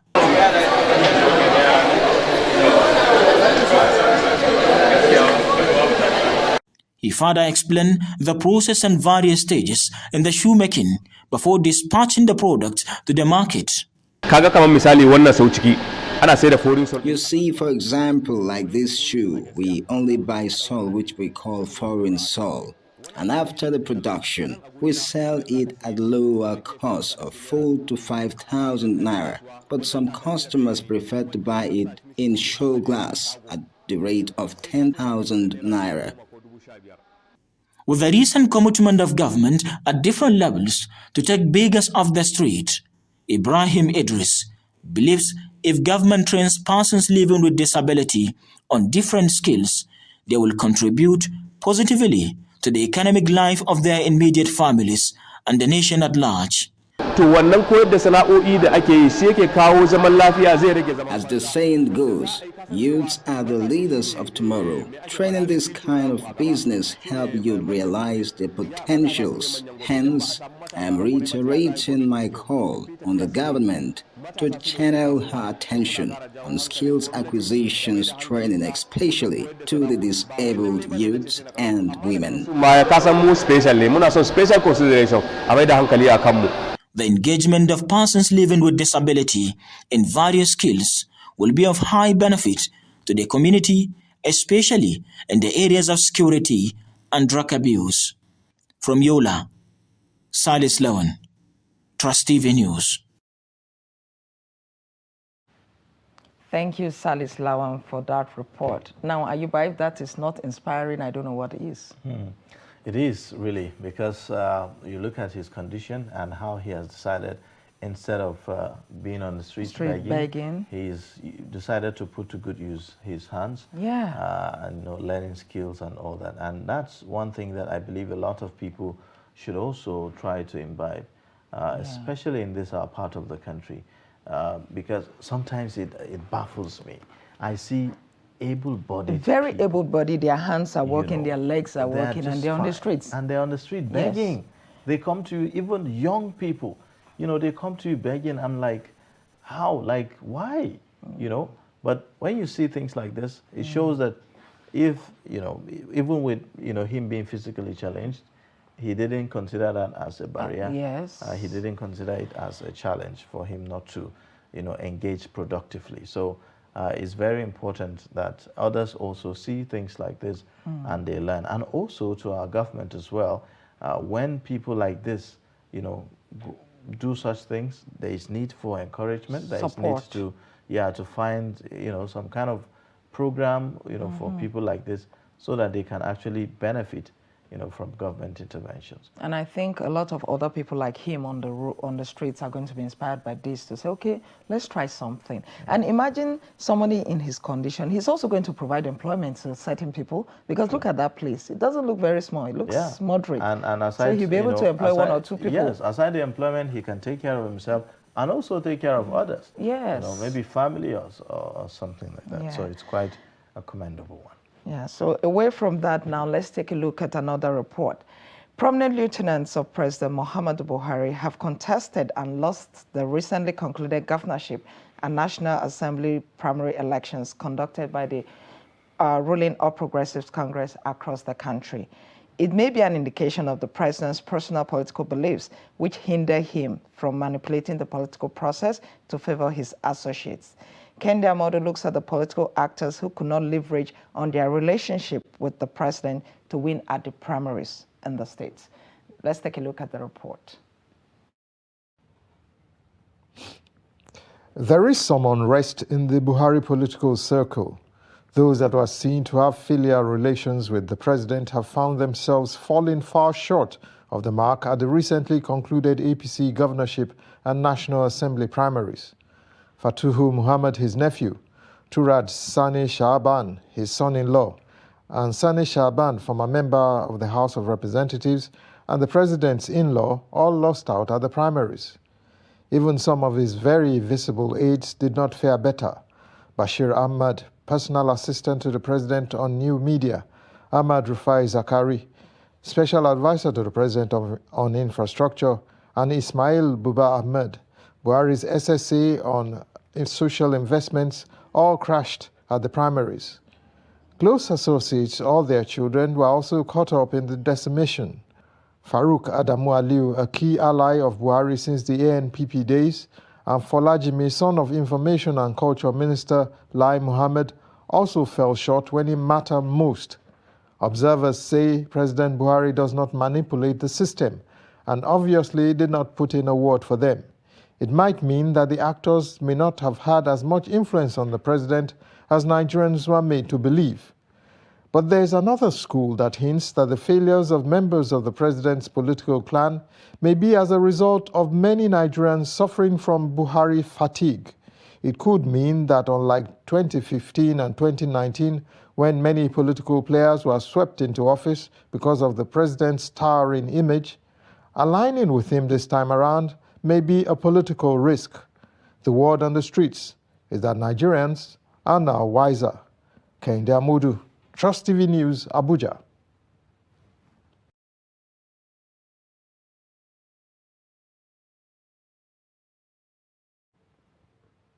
All right, well, just like we saw earlier, an important perspective to the political stories that we are seeing. These are close allies of the president losing out on the APC presidential primaries. It indicates, for me, it indicates two things. Yeah. That's one, the non-interference posture of the president. Yes. Second, also the loss of goodwill of the president on the side of Nigerians. Yes. So even if the president had decided not to interfere, if the president enjoys such goodwill and from support Nigerians, of Nigerians, perhaps they may benefit from it, yes, as it was in the 2015. past. You know, but I mean, there seemed to be love lost between, you know, and is this an indication of what we are going to see in the general elections? Because I mean, it doesn't appear like people are going to, the Buhari figure, the Buhari the figure that came, the followership. occultic followership, it appears that we're not going to see a lot of that in the 2023 elections. Not anymore, not anymore. A lot of people came to limelight, the political space, on the back of the change mantra championed by President Muhammad. You know, I remember back then when you see somebody who did not even belong to the party of President Muhammadu Buhari, he would belong to maybe PDP, but then he put his picture and put the picture of President Buhari because he knew how much people loved and respected the president. Oh, those days are gone, I guess. It appears so. All right, let's take a look at another story. Now, amid heavy security, the Economic and Financial Crimes Commission has arraigned a presidential hopeful and former governor of Imo State, Rochas Okorocha, before a federal high court in Abuja. Okorocha, who currently represents Imo West Territorial District in the National Assembly, was arraigned before Justice Inyang Eko on Monday in the nation's capital for alleged fraud to the tune of 2.9 billion naira. Maradia Umar put this story together. The alleged fraud was said to have been perpetrated by Okorocha and one Anyim Iyerere through private companies between 2014 and 2016 when he held sway as governor of Imo State. The All Progressives Congress APC presidential aspirant was spotted in a pensive mode, ready to give his plea against the charges in court. Some of his family members and political associates were also in court ahead of his arrival. Though he pleaded not guilty and denied all charges, Okorocha has, however, engaged the services of 4 senior advocates of Nigeria, led by Oke Amechi. Outside the court, representatives of the EFCC declined to address the press as they left the court with Okorocha, who will be in their custody till his bail application hearing on the 31st of May 2022.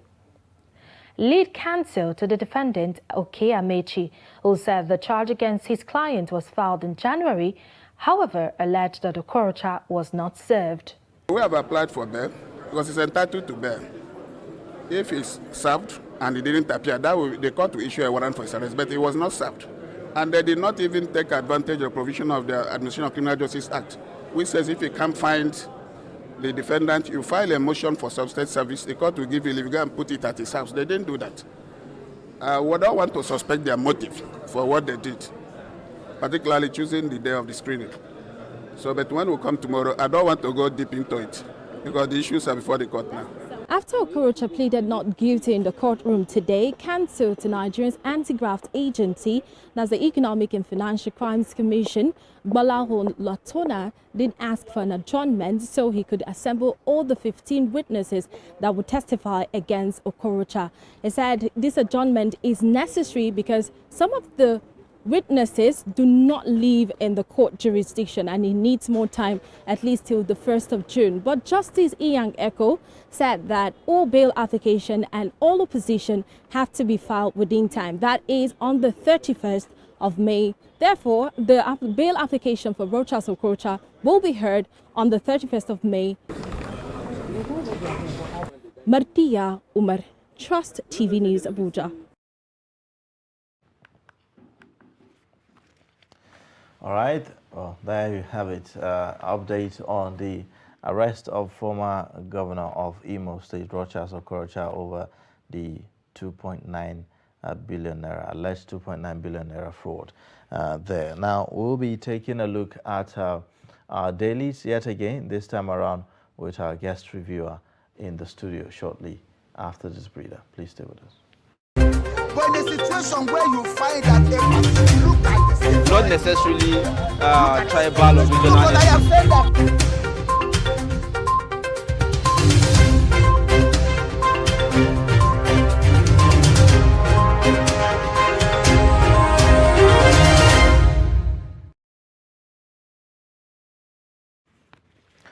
All right, thank you for staying. Now, we have in the studio the director, Daily Trust Foundation, Theophilus Abba, to talk to us about some of the stories on the front pages of our newspapers today. Thank you for joining us on Daybreak.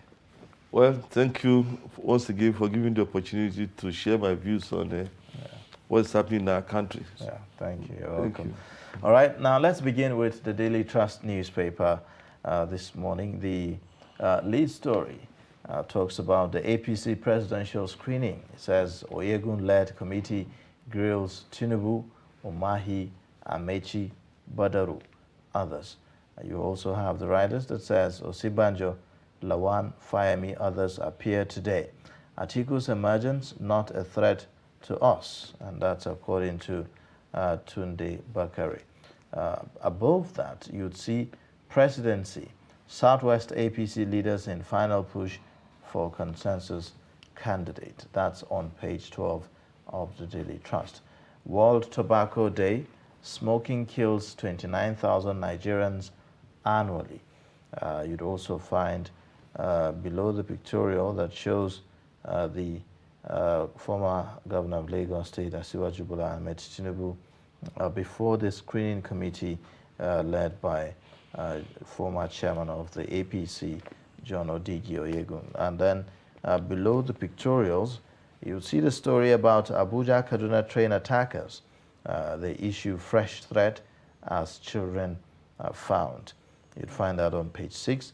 And then at the very bottom, Abuja couple disappointed as wife on contraceptive gives birth to quadruplets. You also have emo traders defy IPOPs, sit at home, open stores. How Buhari's men lost out in Kano APC primaries. These are the stories on the front page of the Daily Trust newspaper this morning. Okay, let's take a look at the front page of the Guardian newspaper. On the Guardian newspaper, the lead story says, Jonathan absent as APC screens presidential aspirants. And below that, we have concerns as expatriates crew gulp 1.62 billion monthly flying politicians. We also have a story here that says, gunmen attack Anambra broadcasting station, set vehicles ablaze, injure staff. And at the top here, just below the masthead, we have Oyo PDP, Folarin Bika over assassination attempt on Pella. There's also another story here that says Nigeria records 21 fresh cases of monkeypox, then one death. SDP knocks president over statement on Ekiti election. Then we also have another here. Wike accuses Southern PDP governors of betraying regional agreement. Those are the major stories on the Guardian newspaper for today. Political stories everywhere. If you take a look at the Nation newspaper, it also has some political stories. The lead one says what Tinubu told APC screening panel by 8. You'd see the riders that says former Lagos Governor Amechi, Umahi, Bakari, 8 others screened. Osibanjo, Lawan, 9 others to face Odigi Oyegun panel today. Jonathan not listed. You also have EFCC charges Okorocha with 2.9 billion naira fraud. Titan Trust complete acquisition of Union Bank. Why I visited Wike, Saraki Tambuwal by Atiku. Peter Obi picks Labour Party presidential ticket. 2023 polls, rising food prices threaten economy. IMF warns. You'd also see Wike slams PDP South governors for betraying him. That's that for the Nation newspaper. So let's take a look at the Punch newspaper. The Punch newspaper is also on the presidential primary screening for the APC. APC questions Tinubu, Umahi, Bakari, others on foreign citizenship consensus. It has a rider that says, demands answers on bankruptcy, aspirants records with EFCC, ICPC. Then we have another one, party snubs NDLEA's request for drug test. I presented my manifesto to panel, says Borough-Office. And below that, we have Okorocha engages 5 sons. Court hears bail application today. At the top, I can't be second-class citizen, says Wike. Article begins reconciliation. And also we have Methodist prelate, others regain freedom 24 hours after abduction. There's also the story right at the top. Manufacturers spending on alternative power soars to 425 billion. Discos boycotted. And at the bottom, you will see a story that says, Obi would have been my presidential running mate. That is coming from Kwankwaso. Lagos sergeant killed my inspector husband with sword, says widow. Discos, Gencos, others revenue shortfall rises to 1.6 trillion naira. Those are the major stories on the Punch newspaper for today. All right. Now let's get some perspectives before we proceed to some of the other papers that we have in the studio. Thank you again for joining us, Mr. Theophilus Saba. Thank you. Now, the papers this morning are awash with the stories, political stories, specifically about the 2023 presidential election, partly fallout from the PDP presidential primaries, and now we also see the screening committee of the APC in action, screening some of the aspirants. Some were screened yesterday, today more will be screened. But one person that we've not seen is former President Goodluck Jonathan, whom we have heard over and over again how that the APC is considering him, as an aspirant. So if at this stage we are not seeing anything, what does that say in your own opinion? Well, former President Goodluck Jonathan, was not seen to be an active member of the APC. And if he were rooted into this contest, it would have been very clear that the party's leadership was unfair or is unfair to others who have been committed to the party over the years. If you look at the track record of Tinubu, he's even been called the national leader of the party. We know the vice president, who's been part of the government since 2015. We know Amici, we know Tunde Bakare was even, the running mate to Buhari at a point. Now, if you have characters like this in the race, and they are ignored, and the former president, who was of the PDP, maybe being unsolicitedly brought into the race, and maybe given the ticket, the way it was presented, it was like, well, it was a joker, that the president will ignore every other contestant and just give Jonathan the ticket, as a kind of consensus. So it wouldn't have been really fair, to the other contestant that, Jonathan will get the ticket, like on the platter of gold. But apart from that, you even say he's not an active member of the APC. Yes. Is he a member of the APC? No, there's evidence that he's a member of APC, that he registered a member of APC at his ward in when? What do you call it? In Otuoke. In Otuoke. Yes, there was a report that said that, look, it was confirmed that he had registered as a member of APC. So that is not in doubt. But you also know that same report, after that report broke, the chairman of the APC in that place came out to say that he doesn't have any record to say that the former president had registered with the APC. No, those are all the controversies around Jonathan's, presidential, in quote, ambition under the ticket of under APC. It would have been really decent in any way, as far as I'm concerned. It wasn't decent to have brought the vice president, the former president, to APC and given that ticket to run. For instance, he was the flag bearer of PDP.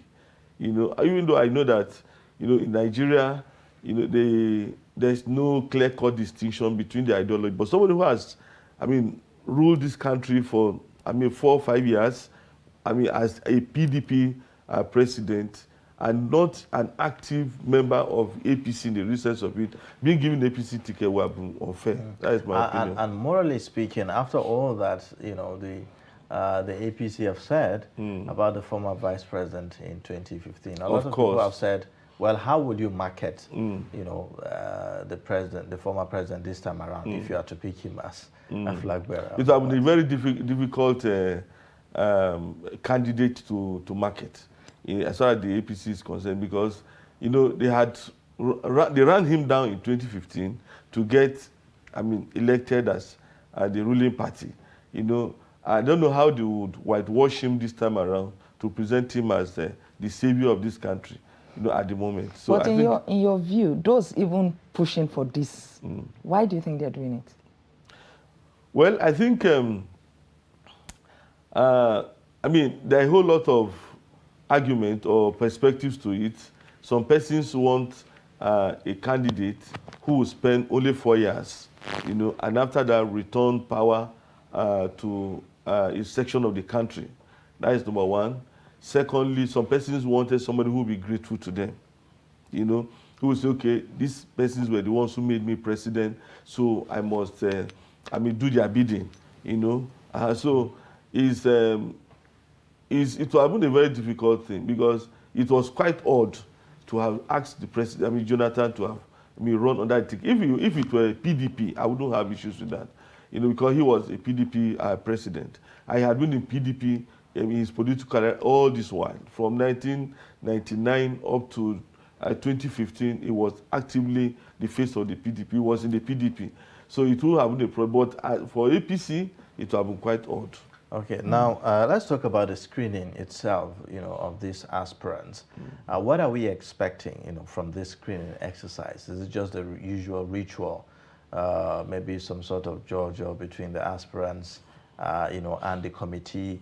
And also, if you look at the makeup of members of the committee and all that, do you expect anything out of the ordinary?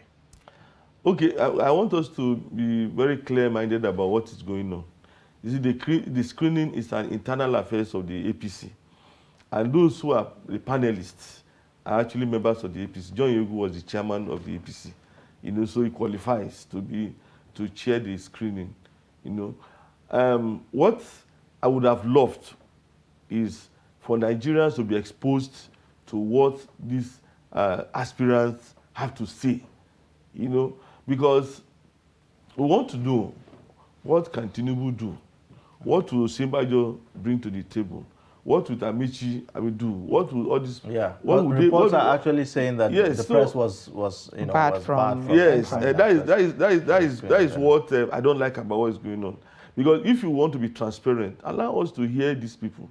You know, even though there's going to be a period for electioneering, but if we hear them talk to the party leadership and say, these are the things we're going to do when we become president, these are approaches to the solutions to our problem, before they are even given the ticket, it will help us to even say, okay, this character who was given the ticket is quite abreast with the issues that we have in this country, and he has the capacity to deal with them. But, you know, when things are being done secretly, it gives room for suspicion. You know, a lot of issues, a lot of questions need to be answered. You know, Tinubu needs to answer a lot of questions. We want to be clear-minded about who he is, what he wants to achieve, you know, as president of Nigeria. We want to even hear Osinbajo, who has been part of this leadership since 2015.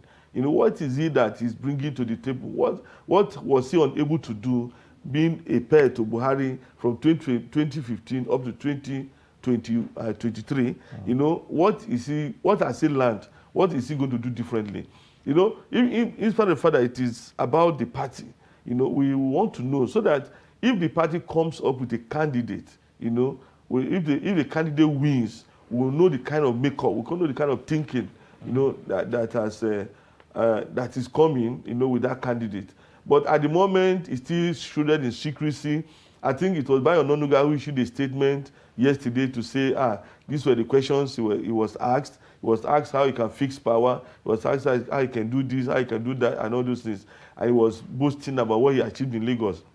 Quite interesting. But that was Bayo Onanuga's own spinning, you know. And you saw the lead of the nation. That was what they led with. That these were the questions that Tinubu was asked, and these were his responses. It's a very good PR for Tinubu. Let us know what were the responses for other aspirants when they were screened. All right. Now, also another story that is the fallout of the PDP primaries over the weekend. We saw how the former vice president emerged as the flag bearer of the PDP. Well, the Wike is, you know, throwing punches. He's kicking, following the outcome, accusing Southerners of, betrayal in the primary election. Were you surprised at the outcome of the PDP primaries? Well, I was not surprised that the primaries went the way it went, because it was a game of money, not a game of numbers. How? It was a game of money, because it was very clear that, what do you call it, delegates were being induced. I think it was here that we're discussing why delegates should not be induced, why they should resist money. But that also happened. They shared a lot of money, and it wasn't, that primary lacks integrity, the research of it, because we didn't get the kind of transparency, that we expected of a process. In what sense? In the sense that, you see, all we're hearing about was money being shared. The highest bidder was going to get it. You hear all the candidates, all the aspirants, were donating dollars, sharing dollars among delegates. And then when it was time for, when it was like difficult for any of the candidates, to have the day, then they went sectional. Tambua, who was a paddy of Wike over the years, I understand that even Wike was promoting his presidential ambitions some years ago. He went sectional. And then Wike also is talking sectionality. He was talking about Southern instead of talking about Nigerian.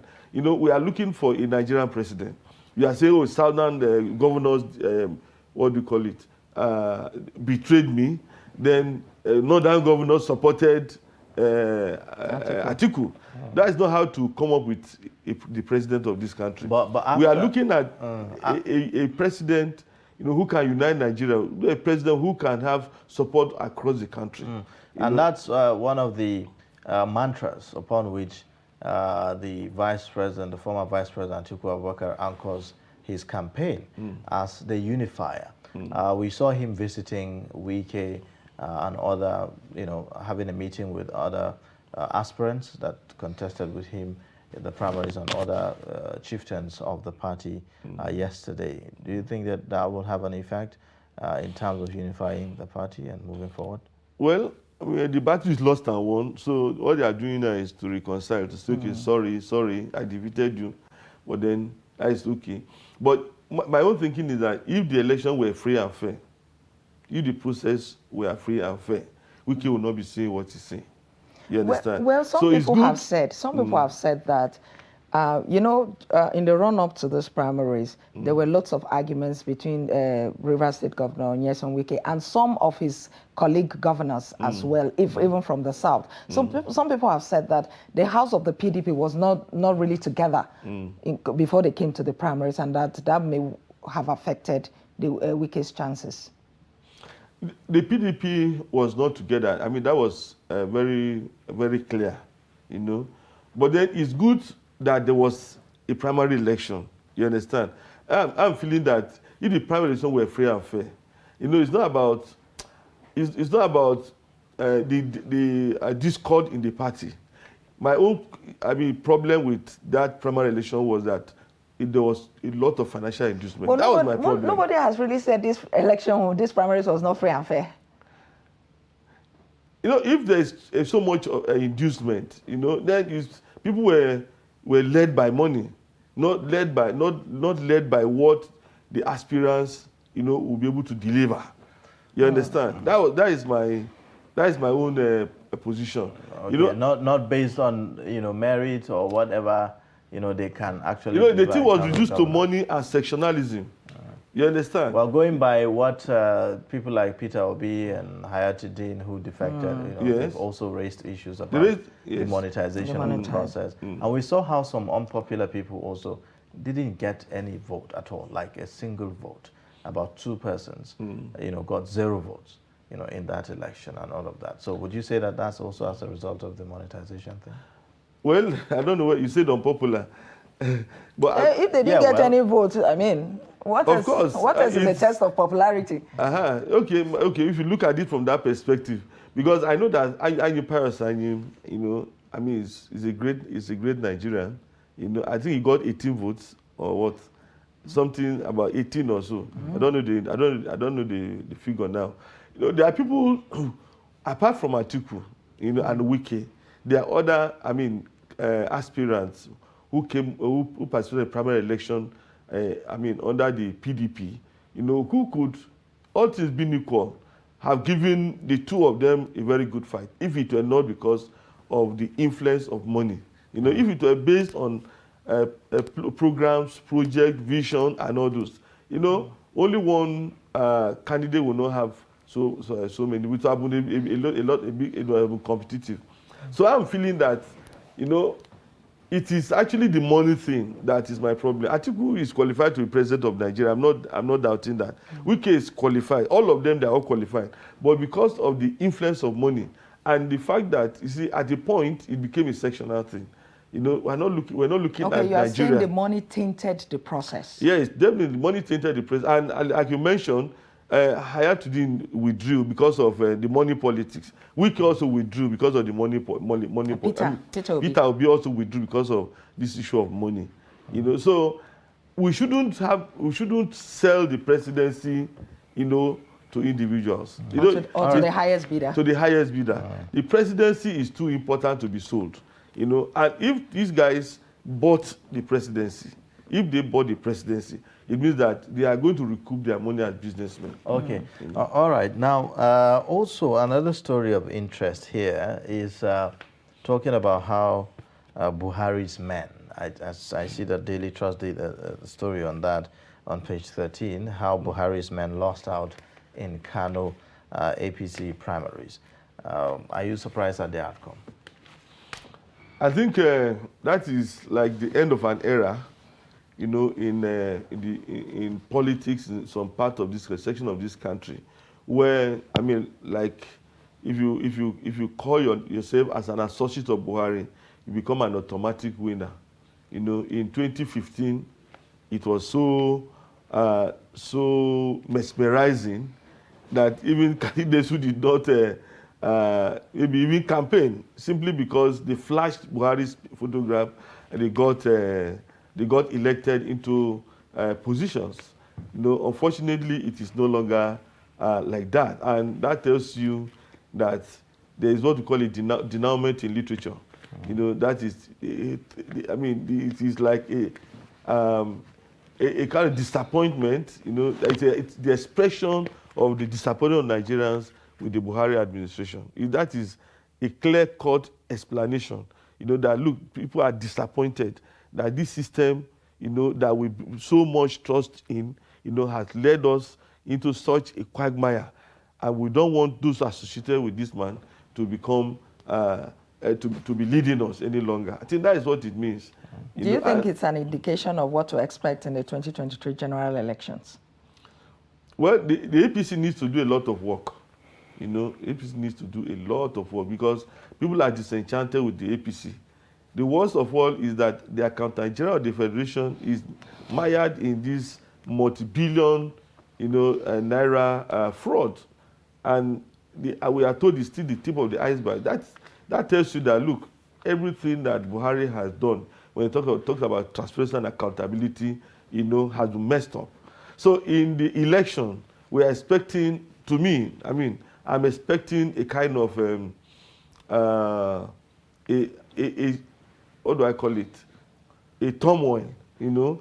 I'm expecting new political parties. Tsunami? Are you expecting a kind of tsunami we saw in 2015? Maybe what I'm saying is that I'm expecting that new political parties will make more impact. New political parties, let me say, will destabilize, you know, the structures, you know, that the PDP and APC. By new political parties, you mean? Parties like Labour Party, parties like NNPP, you know, they are coming up with very influential political figures. And I expect them to make a lot of impact in the 2023 election, because I'm expecting that the Northwest will no longer be the same. in the sense that the Northwest will not be, we can no longer say the Northwest belongs with to the forces so of party. Shekarau and Yes, Kwankwaso. we are not going to see the South belonging to a particular political party. In the past, we take it for granted that the South-South and the Southeast will vote PDP. This 2023 it will no longer be so, because a lot of factors, have destabilized that unity in the South. The only, part of the country that is likely going to support a political party is the Southwest. That is only the Southwest that I expect. But as far as the North is concerned, as far as the South and Southeast are concerned, there's going to be a lot of... but there seems to be a danger for the Southwest itself, isn't it? Especially as it has failed to reach a consensus regarding the two giants from that region contesting for the presidency in the ruling party, the Vice President, Yemisi Bajo, and the former Lagos State Governor, well, I don't think it's too late yet. So now, with what it is right now, are you expecting some kind of consensus to be reached? Because I don't think it's too late yet, because during the PDP primary election, we saw what was happening. After votes were being cast, Tambuwal came out. We saw someone on the floor. On the floor, he said, "Look, I'm no longer. I'm donating my votes to Atiku." And we saw withdrawals. Even in the PDP before the primary election. So I won't be surprised if several aspirants before the primary election will begin to withdraw. You say, look, I now support this, I now support that candidate, and all this. So I don't expect it. I expect it to happen. So even in the Southwest, I have so many of them. Tunde Bakare is there. Simbajo is there. Ibikula Amosun is there. Ibikula Amosun is there. Tinubu is there, and all this. I expect that before the primary election, they begin to withdraw for one another. So I will draw for this, I will draw for that person, for that candidate. So in that case, I would think that it is not too late for that kind of consider you're talking about in the Southwest. And mind you, people come out to contest for primary elections, not really because they want to win the ticket, but they want to be noticed. They want the political party to notice them. They want whosoever is going to be president, in 2023 to notice them, to say, well... But with the kind of, with the person of the vice president, Yemisi Bajo, and the Bola Ahmed Tinubu, what kind of negotiation would you have? What kind of agreement would you have that can actually see one conceding to the other? They have both attained almost like the highest political, influence they can attain as we speak. So, is there any likelihood of any kind of negotiation that can actually make one to concede to the other? The fact is that life is not predictable, so we cannot really sit here and phantom what it will look like. You understand? Because before I'm alluding to what happened in the PDP now. Before the primary election, we thought that Tambuwal will fight to the end, because Tambuwal is one aspirant who believed that he should be president. But in the case of Tambuwal and Atiku and Wike, I think it's much more easier to deal with. These are governors. They are both governors. Yes. And then the former vice president is not serving, at the moment. But we have a vice president who is serving in office right now. And we have also a kingmaker who believes this is a lifelong ambition, who, have even maybe disowned his own son, his political son. You can also say, Osibajo used the phrase, a breath away from the presidency. So, you can also look at it from that perspective, that this guy was almost there, Being vice president, is a whole lot. And then being governor and kingmaker and all this is a whole lot. But what I'm feeling is this. It's possible that both of them will enter into the race. You understand? Votes will not come from only the Southwest. They all have supporters across the country. The vice president has supporters across the country from north to south to west. He went round. Tinubu also has supporters. So I'm thinking that, one, there could be consensus among them. The vice president will say, well... But when you put that side by side with the major opposition party, the PDP, for instance, who has an Atiku as its flag bearer, and there's a likelihood of people saying maybe Wike could be, the vice for him. So by that, you could see that, the votes for the PDP from across, the country has been, calculated, well calculated. But in the case of the southwestern aspirants, Tinubu and Osibanjo, what kind of calculation could go into this that could actually put the APC at an advantage? Well, if you look at the southwest, over the years, apart from what happened, I think, in 1965, the Southwest seems to be homogeneous when it comes to voting in an election, And I'm feeling that as at today, the regions that the APC can boast of to say, look, we can win in these parts of this country are the north, the southwest, and maybe part of the northeast.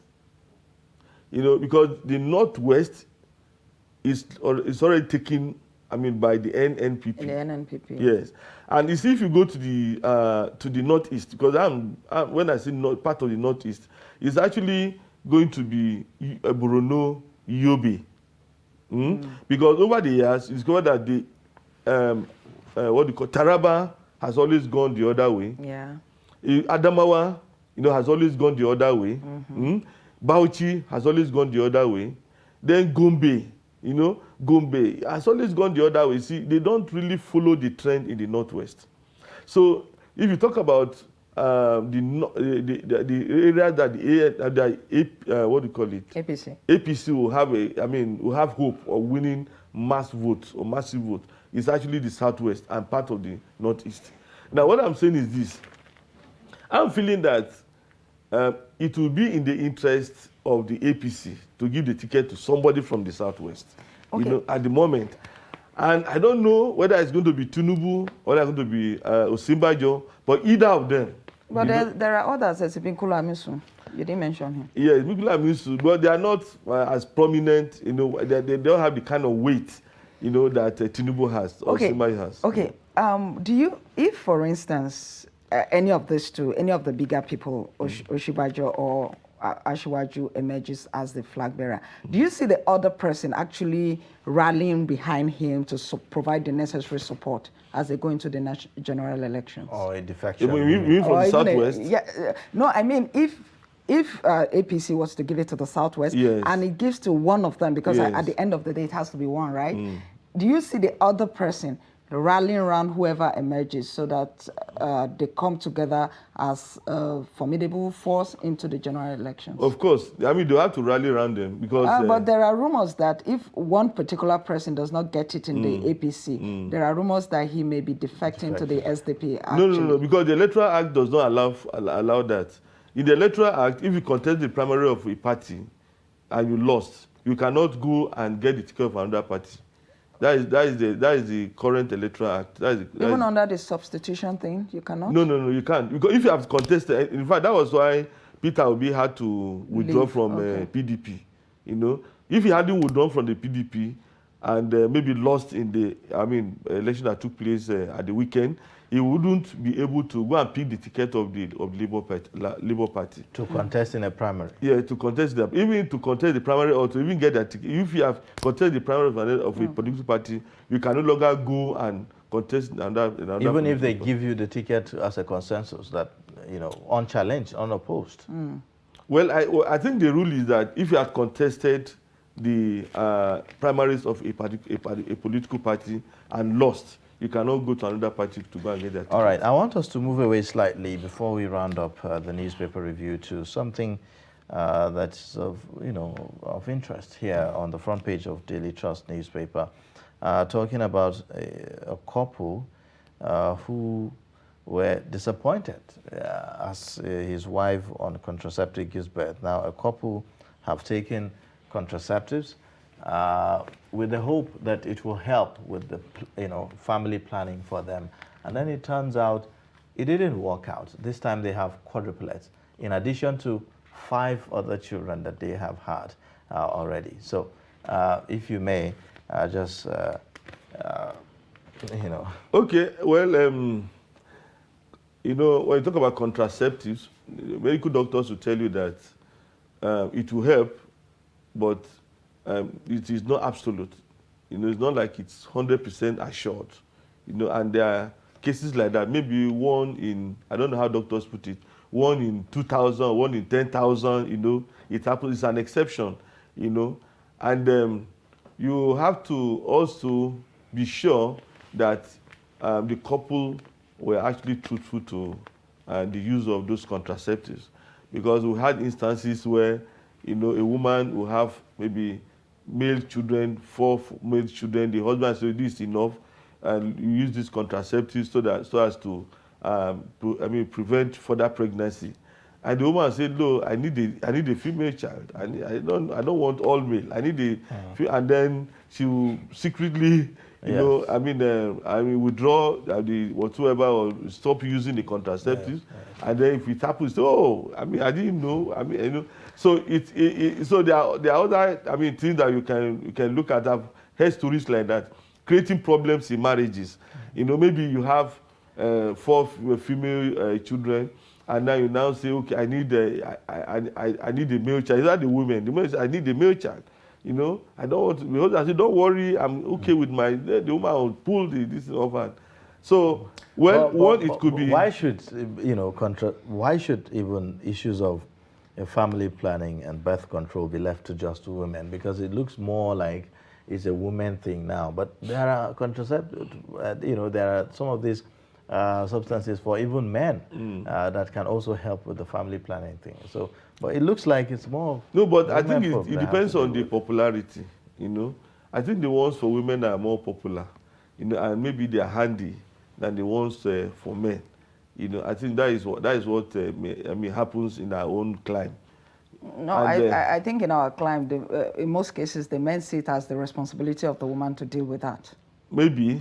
So the reluctance. I think it's the culture. And maybe that's why it's not made popular as such, because of the negligence. Yeah, and I don't know, maybe in developed society, I've never lived there, but in developed society, I don't know if both consider it at equal level. But I think, women are the ones who carry the babies, luckily for them. And it's believed that, we should start from that point. And the issue of contraceptives, in Nigeria, well, I'm feeling that it depends. Maybe it depends on the type of contraceptives used. You understand? And then maybe the makeup. I don't know which ones are more vulnerable than the others. Ones that can easily expire. Maybe they are not following the medical rules and things like that. So it's not something that can be dealt with by just discussion. It needs science. Well, it's scientific quite, explanation. Yes, maybe conducting a test. It's quite disappointing.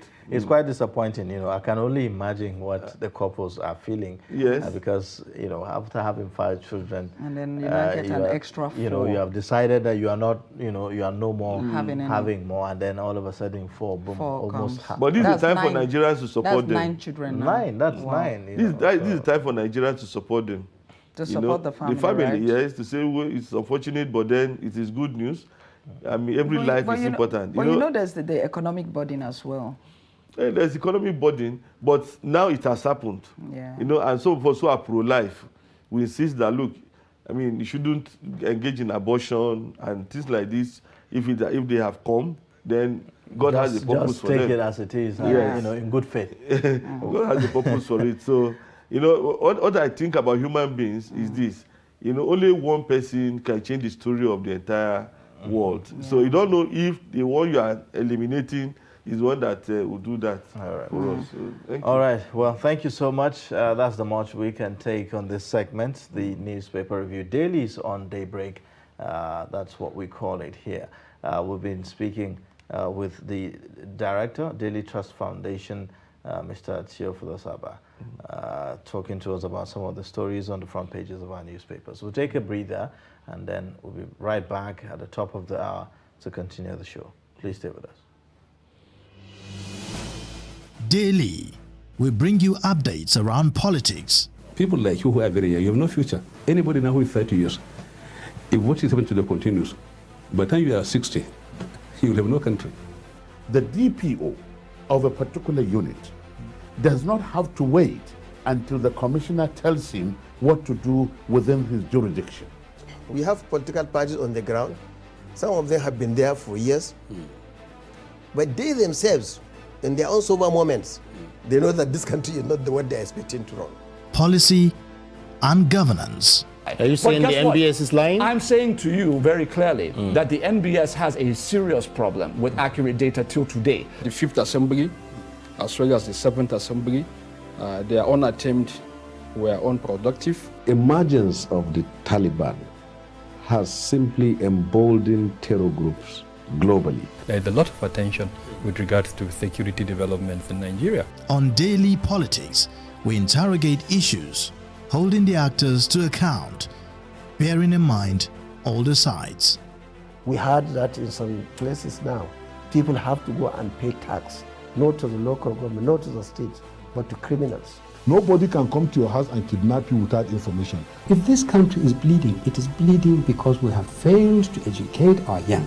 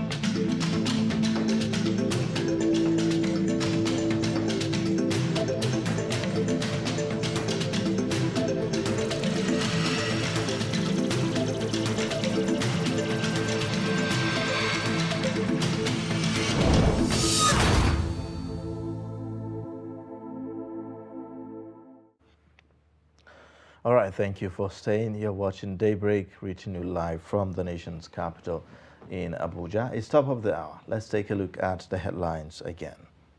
Atiku meets Wike after presidential primary. Abductors of Methodist prelate demand 100 million naira ransom. APC begins screening of presidential aspirants. Now on the news and details. The People's Democratic Party PDP presidential candidate Atiku Abubakar on Monday met with Rivers State Governor Nyesom Wike in Abuja. Atiku defeated Wike and other presidential aspirants to pick the party's presidential ticket on Saturday.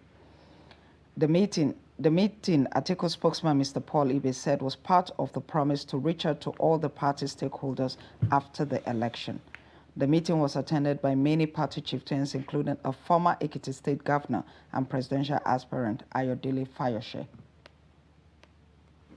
All right, the abductors of His Eminence Samuel Kanu Uche, the prelate of the Methodist Church, Nigeria, and two other priests from the church have demanded a sum of 100 million naira as ransom. The prelate, the Bishop of Owerri, Right Reverend Dennis Mark, and the prelate's chaplain were kidnapped on Sunday in Omoniochi, local government area of Abia State. They were abducted while they were on their way from a program in the council area. The secretary of the conference, the Right Reverend Michael Akinwale, confirmed the demand in a statement issued to newsmen on Monday. He appealed to all parishioners to rise up and help in raising the 100 million naira ransom. Now, the All Progressive Congress has commenced screening of aspirants seeking its presidential ticket for the 2023 poll. The screening is taking place at the Transcorp Hilton Hotel in Abuja. The screening was earlier slated for May 23, 2022, but indefinitely postponed by the National Working Committee. However, journalists were not allowed access into the venue, which was the hall of Transcorp Hilton, where the screening is ongoing. All right, that's that for the news highlights. We'll now take a look at the next discussion on the program. This time around, talking more economical issues. The increase of the monetary policy rate to 13% from 11.5%, the first time in 6 years, by the Central Bank of Nigeria, will have far-reaching implications for the economy. The development was the outcome of the recent Apex Bank's Monetary Policy Committee meeting in Abuja, where 11 members voted to increase the MPR by a massive 150 basis points to 13%. The MPR is the rate at which the CBN lends to commercial banks, and however, the committee retained the cash reserve rate at 27.4% and the liquidity rate at 30%. We're now joined by financial analyst Mukhtar Mohammed, who joins us virtually to talk about this. Thank you for joining us, Mukhtar, on Daybreak this morning. It's a pleasure to be on Good Morning Nigeria, Good Morning Abuja, Good Morning Lagos. Welcome to the program. Now, let's have your take on this recent decision by the Central Bank of Nigeria. Where do you see this taking us to?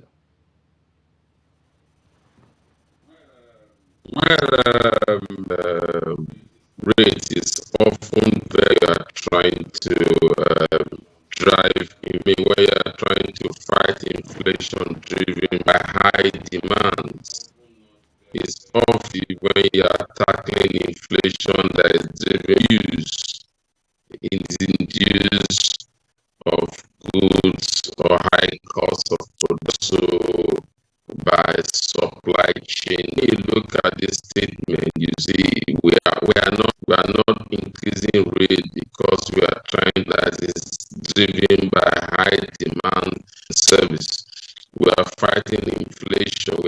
We believe that it's inducing its of inflation, and then also fighting it because of supply chain disruption, COVID-19 pandemic, and the rush.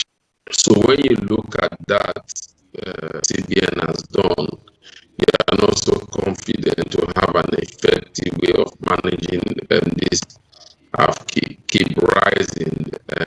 So with that, I think a little bit late, but are never coming up. But to see on our economy in the short look realistic. Okay, Mr. Mukhtar, some people have said that the CBN increasing the rate was just like a bandwagon effect because some countries have done the same to manage inflationary pressure, and that this particular increment may not have taken into consideration the peculiarity of the Nigerian situation. I agree with them, because when you are trying to compare which countries are we comparing ourselves, developed economies of the world, and to take measures in terms of national figures is hitting hard on their people. Caught in some areas that they should have revenue that the Nigerian own, rather than taking a cost according to the people. So when you talk about United Kingdom, that means 40 years, they will tell you about the United inflation for the first time of 40 years. They tell exactly inflation for the first time. But these countries, and you realize in the United, they have what they call petroleum tax, that petroleum consumption that you do, but now that burden will not be so much on the people. These are bringing in palliative measures that will help the people, especially because the UK is going to be affected by the Russia-Ukraine. We are not looking at that because who are those people that even deserve palliative is going through crisis? It's not a palliative that you look for both the middle class, you look for the very down, and you they are the one that are creating the for now when you look at the Nigerian situation. So I totally agree. So would you say that there would have been a better time to take this decision other than now?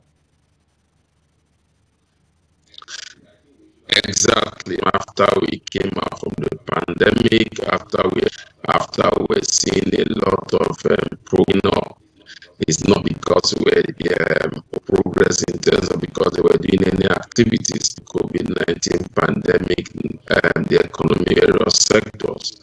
So you should have taken those measures. It would have been, and not to forget that there's a lot of direct intervention with something in the system. You know the efforts, SMEs, the direct farmers which have come to the tune of 1 trillion, those debt, even those debt are recovered. So those are part of the things that the CBN, we are actually pulling a lot of resources, and it's going to cause inflation. So remember, like I say, inflation. Yeah. So when is that time? When do you think would have been best to actually take such a decision? We came out from the pandemic, when we started seeing growth, we saw the economy started experiencing, and when CBN were coming up with policy. Remember that this policy made us to understand that it took this also to drive in foreign investors, especially the fixed income. But if you look at for the past one decision, we are not seeing those results as we thought it will. So definitely that's what I'm saying. Because inflation, three major factors. It's seen by demand and supply. That is economy-induced inflation. Inflation cost of goods and services, supply and demand also type of inflation also can be driven by money issues. And when economic issues, Nigeria, you see high debts, high rate of unemployment. Those are part of the factors that are driving inflation that we are seeing in Nigeria. You see deficits has gone up also because of most of these companies or method in manufacturing. Yes, Mukhtar, it's interesting you said that, because some persons have argued that it's not necessarily, the inflation problem in Nigeria cannot necessarily be tackled by a monetary policy, because they feel that the problem is structural, which therefore means that because of the disruptions in agriculture, in manufacturing, and also we have the supply side issue as well, diesel coming into the country, even PMS. So with all of this on ground, do you really believe that a monetary policy which led to the increment in interest rate is the way to go? Monetary policy results, if you are not having also bringing your results. You see, that's my sorry for the CBN, and that's why the job they're supposed to do, some of the job that physical policy, the CBN try to do it, they begin to see the effect of their monetary policies. There must be a synergy between the monetary and the physical. About the physical policy, you're talking about government in terms of employment creation, in terms of development. So we are not seeing that it's not making any headway for them. That's directly intervene so that we can begin those results. And like you rightly pointed, we are having a big issues, because some rules have this major send out these funds to some of these people or businesses or companies to have an open door policy. These are the companies that we have given this to grow our economy in the agricultural sector. But this is what they are doing, and openness in those things, and that for me is a problem that we have. All right. Now, how do you see this impacting on businesses, especially as regards borrowings and all of that? How do you see this having an implication for small and medium and small scale businesses? Of course, when you increase rate goes up, cost of funds, and so then cost of production will go up, because like you say, supply cost of production have gone up. Cost of the PMS, we're only enjoying it because in that space, and it's not even helping us. We have done 6 trillion and we are just here yet. And then our revenue, most NNPC have not been able to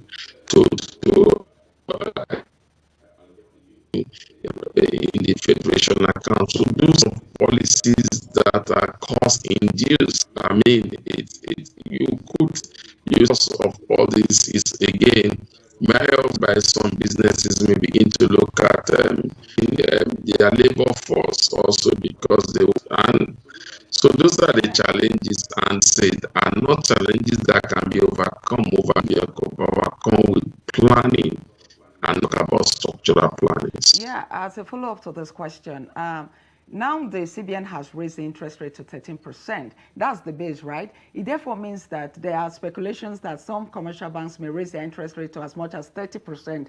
If they do that, I mean, how does this affect, what will be the impact of this on the general economy? Mukhtar, can you hear? That's where goods and services will go. Okay. Clearly. What is the general impact of this on the economy if this happens? That's what I said. The cost of services will go up. Then you know that the earning capability of the average for the cost of living was going to go up, experiencing that, and so the rate has this negative. You know, the CBN will tell you that we are trying to, so that we can bring this cost down by the RS. When you look at their policy statement on the RS, not expected to begin to see any positive term. We're looking in the long term. So when you divide by what we're saying, then is going to have time for the Nigerian economy, and especially because that means the cost of living up and the earning capability. Well, we cannot also forget to talk about the implication for manufacturers who are looking to export and all of that. This presents a new challenge for them to be able to compete favorably in terms of pricing out there, really, isn't it? Now, how will that also affect the drive, to boost the country's foreign exchange, in your own, thought? If you look at the CBN policy on boosting the Nigerian economy, the transports in one hand are being paid in effect for the CBN in terms in naira based on the what windows. And so that has not been helped, especially when you look at the volatilities. Some of them also do not easily ask from the government, even when they need it. CBN now looked at that and said, okay, begin to encourage banks that look at export. From December, bank will begin to export them based on again, what the CBN is doing in the long-term benefits yet, because they are trying to bridge the gap in terms of supply policy as it stands now is trying to foreign investors, especially not even foreign direct investors. They're trying to expect that we have foreign portfolio like what we experienced before the pandemic. Looking, and when you talk about foreign, they're not looking at they are looking at the fixed income space. They're looking at the fixed income space. The yield of about 11.3%. Those are because they can't get that ease in their economy. So the CBN current attracting supply in the short term, see how we can begin to attract supply into our economy. So the manufacturers are really knowing about that. If you listen to the manufacturers association, the current hike in rates is. Okay. The economy grew in the first quarter by about 3.11%. Now, some people have said that this policy is going to further tighten the economy. And if that happens, do you foresee a growth in the subsequent quarters? When we talk about growth, what we should know about the growth Nigeria is a growth that is driven by sectors, not driven by the real growth that you see bringing people out. The real growth you see is making from the very, very class, and then the real growth is when employment numbers increase. That is the local economy when they are coming up with their data, Bureau of Statistical data in terms of how much our economy. They try to tie their growth to the number and the number of people that are on it. Look at that with what we are experiencing, then what we gain in terms of growth, we lose it in terms. So for me, I'm not the growth of the economy. An economy that is yet we are having challenges in terms of job. Somebody asked me recently, said the type of hardship the people in the banks declared higher growth. So those tells you that we have, and those structural problems can only be a shared vision from both the and the physical policies. All right, Mukhtar, this morning we are seeing on Leadership newspaper that the IMF is projecting 22% inflation rate for Nigeria in 2022. What's your take on this projection? Yeah, you need to look at another thing is that there is on our depending so much on importing into the economy, and then address that volatility in our exchange rate market, especially because most some of them don't have pegs in the import-export window, so the market and the parallel market based on what they are able to get, so that will also increase the cost into this country. That's what the IMF report. And so what are we supposed to do? We are supposed to begin to look at our FX regime. Is that why we are seeing this volatility is because we banned the Bureau to be a medium whereby some of these managed to have access to FX. That seamless window in terms of whereby they can get this effect at us. So even those that are legitimately easily don't have it because. So when you look at that, that's why the inflation will keep getting higher. It's like I say, it caused by disruption and also a high cost. That to tackle this inflation, the CBN inflation in terms of direct intervention work yet, and also how they will tackle addressing the FX. That is why they came up with this rate increase to foreign investors. But then the difference between and the import export, we even want to attract the kind of you want so that you can be from your space. And the FX challenge, if you are able to bring down, especially in the parallel market, is in inflation, because most of those that into this country actually goods that are exported, and most of these are Nigerians need in their day-to-day. For them to address that, they need to look at this, or say FX available, especially. In your view, how long do Nigerians have to wait before they see any changes following You this are bound to see this. Sorry? Mukhtar, it appears we have lost him. So we'll take a short break now, and then when we return, the show continues. Please stay.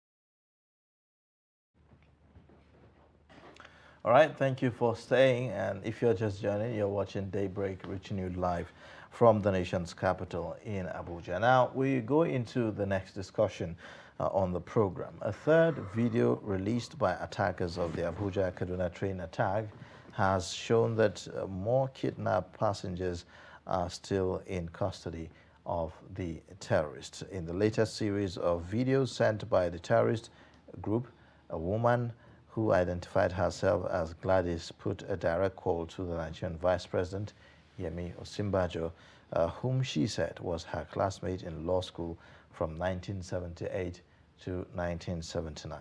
Trust TV's Nana Muhammad tells us more on this. Standing beside the kidnapped victims, the masked terrorist with AK-47 ordered his captives to speak. In a frantic and desperate attempt to draw the attention of the Nigerian federal government, the passengers said they were kept in horrible conditions. Gladys, a classmate of the Nigerian Vice President, Professor Yemi Osinbajo, tearfully appealed to the VP and the immediate past Nigerian Minister of Transport, Rotimi Amechi, to come to their rescue. I'm appealing particularly to Professor Yemi Osinbajo, who was my classmate, 78, 79 law school. You are a grandfather, you are a father. Come to our aid, because we've been here for 62 days. I have a son who is a sickler, and I don't know his condition. I'm pleading that the federal government and Amechi, who is the minister for transportation, should come to our assistance. Mariam Abubakar, who appeared in the previous video, told Nigerians and the government that 2 of her children are sick and are in need of medical attention. We've been here for 62 days in an unfavorable, inhabitable condition, unimaginable. We've been sick. In fact, one of my sons, 2 of them are even sick at the moment with no medical supply. So we're pleading with you to please come to our aid. Sadiq Abdullahi, the eldest son of Ango Abdullahi, who also appeared in the 3rd video, said most of the people in captivity are sick and pleaded for governments to come to their rescue. We are appealing to the federal government to once again come to our aid. We've been here for 62 days. Most of us here are sick and we are not in good condition. And every day the situation gets deteriorating. The second video was sent on 26th of March 2022 with a threat by the terrorists to start executing their victims if governments fail to meet their demand. A Pakistani national called the attention of international organizations and his government to intervene. I'm a foreign national, Pakistani national. So we were abducted on 28th March from the Abuja-Kaduna train. And we are here, we are 62 people, and the conditions are not very good. So we are appealing to the government of Pakistan and government of Nigeria and to the whole world international community so that they can help us. The consistent calls and direct pleas to important and influential people may not be unrelated to the slow response by the government to secure the release of some of the 62 passengers still in captivity. There have been persistent calls to draw the government's attention. Whether or not the government heard their calls, time is of the essence to rescue the kidnapped train passengers. Nana Muhammad, Trust TV News, Abuja. Well, there you have it, a report on the Abuja-Kaduna train abductees who are still in custody of the terrorists. And now we have in the studio a security expert, Stephen Okori, to talk to us about this recent development. Thank you for joining us on Daybreak this morning. Thank you for inviting me. Well, quite a sad video, the third of its kind since the abduction of these Abuja-Kaduna train abductees who are still in custody right now. The terrorists have, made, their position clear that they want, release of, their children who were abducted, and then they will begin negotiation after the release of these children, that some will be released, and then not that all will be released if the children are brought back, and all of that. And some of these videos that are coming up now, do you think that, it's in the best interest of the families to be seeing some of these videos coming out in this manner? Yeah, I want to say that it is for the best interests of the families of the victims. Why? Because in such incident, there's need for proof of life, for the families of the victims to be very sure that their loved ones are still alive. So releasing such videos gives the families the confidence and assurance that their loved ones are still in captivity and they are still alive. We have seen situations where victims are killed or dead, and they still go ahead to pay ransom and all that without knowing that their loved ones were dead. So the release of the video for me, it's good, coming up that for their families to see that their loved ones are alive. Then going further, you see. But what about the emotional stress and the, because this is like, tampering with an injury that is, well, not healing that per is not se, healed, but it's just there. So which one will you prefer? Yes, well, yes. But which one will you prefer? Which one will you prefer? Seeing that your loved one is alive, and the situation where you are just left in the dark, not being sure that the person is alive. Because seeing the victims now does not guarantee that they will be released, and it's not like the families. It's not like there's anything that the families can do right now. Yeah. It's not like the bandits are seeking for ransom from them. So it puts a kind of emotional pressure. I don't know. Yes. In my thinking, on the families. I agree with you, but I want to put it to you that it is better for you to know that your loved one is alive. Like, for instance, the ones we have seen in the video, so that as the negotiation goes on, don't forget that negotiation is going on, just that it's slow on the part of government. So you are seeing videos that they are alive, gives you some kind of confidence. Don't mind the emotional trauma or torture they are going on. So I want to believe that the negotiation is going on. Very recently, the presidency said that negotiation is going on and all that. But the problem is that the negotiation is slow, It doesn't appear as if the government has made any progress in that negotiation. Yes. This is a very delicate and unfortunate situation. It's a matter that is between life and death, So there's need for wisdom, a lot of caution and patience to be applied, But for me, as if the patience is being stretched, there's need for a more proactive measures. This is not the first time that kidnappers or terrorists have kidnapped and they are asking for such negotiation without asking for money. And the government went ahead to see how to see how to cage in that, to see how to rescue victims, So it's not the first time. For me, I think that they would have been able to learn from the previous experience to be able to be proactive in such further situations or incidents that we find ourselves. What do you think is responsible for this delay? Because right from the beginning, the bandits have always insisted that the government knows what we want. Yes. So what do you think is The first of all responsible? came out to say that they were asking for release of their 16 commanders. That is under the security, with the security agencies. Before this other information now came up about their children and relatives that were also picked up, you know. So it's a very, very delicate situation that is very dicey, that where we need very serious caution. I think that's what is slowing it, but despite that, I feel that it's slow, you know, because, and you know, it has to do with if there are rules of engagement within the military or the police, you know, but the terrorists don't have that. So if the police or the military want to see how to go about the rules of engagement, at the end of the day, there will be collateral damage. I think that's what the government is trying to see how to avoid, where lives will not be lost, you know. But for me, I think that there's need for them to be more proactive in these situations that we find. It's not new, so there's need for us to keep improving on how to go about it.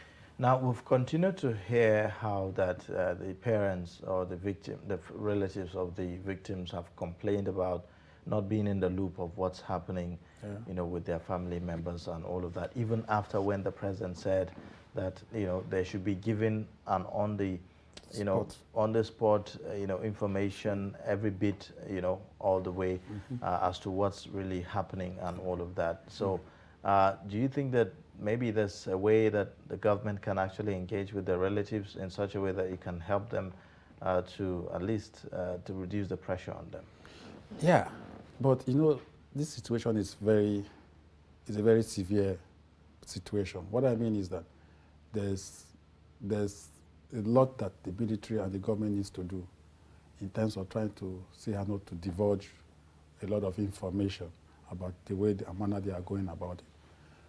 I think that there are some professional ethics that needs to come to play, confidentiality, where they need to be covert about what they are doing, you know, keep some secret to themselves. It's not every information that they need to divulge to the families of the victims on the way and manner they are going about the release of their loved ones. So they should filter those informations, you know, because whether we like it or not, these terrorists are glued to their radio, and we don't know where they live, you know, and most of them even watch television sets to see the effort the government is making towards how to get to them. So by hearing or watching that, they are even trying to see how to fortify their base, you know, for the military or the police not to come in to attack them. Okay, I think there's some kind of concern here. Now, these bandits have said that release our children, yes, 8 of them, and then we release some people, and then negotiation begins. Yes. Is the government in a tight corner here? Because it appears that at what point would the negotiation stop? At what point would the demands from the bandits stop? Exactly.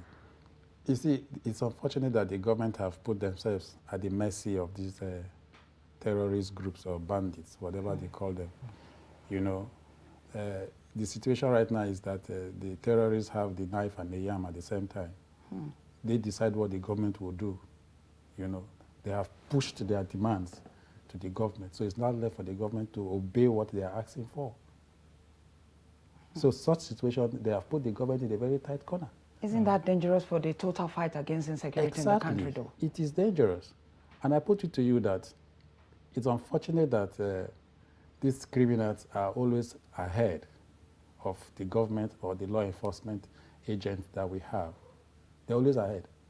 And they mostly strike before our own security agencies begin to react. So they're always ahead. That's the unfortunate thing. So it puts the government in a very tight situation. All right, now let's talk about how to change this narrative. How this is, I mean, 2022, and if you look at the newspapers, you know, it's a reflection of what's going to happen in 2023. Everyone is talking politics. Yeah. It doesn't look like much attention is given to the issue of insecurity. I mean, in the past, we'll say 2 months or 3 months, what has changed really in terms of deployments, in terms of strategy, in terms of the, the will to really go after these bandits and end this once and for all? If you ask me, I will tell you that nothing has changed because we are still experiencing the challenges we are talking about. Nothing has changed, really. As of yesterday, people were still kidnapped. Yesterday, a lot of criminal activities are happening, both within and outside the FCT that we are all over Nigeria. So nothing has changed.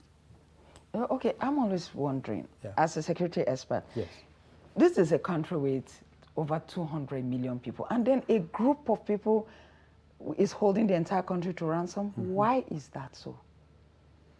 You know, I just said earlier that it's unfortunate that this group of few people are always ahead.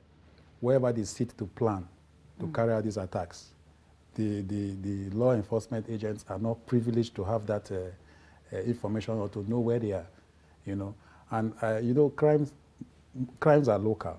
And that is why each time I find myself in any forum like this, I try to emphasize on the use of local vigilante and applying the community policing strategy, because these two must work together to be able to, go to the grassroots. Because these bandits or criminals, they hibernate in our communities, whether we like it or not. In fact, the other time we saw how they were sharing biscuits. Yes. And it was a festival, and everybody biscuits and beverages to local communities, doing stunts with motorbikes, and the communities were cheering, and we saw that in a video. Yes, why would they cheer? So when you see things like that, how does it worry you as to what we're really doing? It bothers me. It bothers me. But you see, unfortunately, the government, I would say, have impoverished these citizens for crying out loud. How biscuits and all that be given to? They are hungry. They are so poor, they are hungry, they cannot meet their needs or immediate wants, So when these people, terrorists, offer them biscuits and all that, you see, it's the even means of luring them into their group. It's a recruitment process as well. If we look at it, with that they are recruiting more, bringing them to their camps.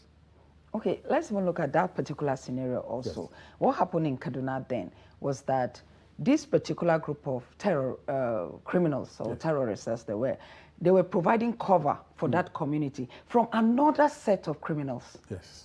How did we get there? Where you run to criminals for protection.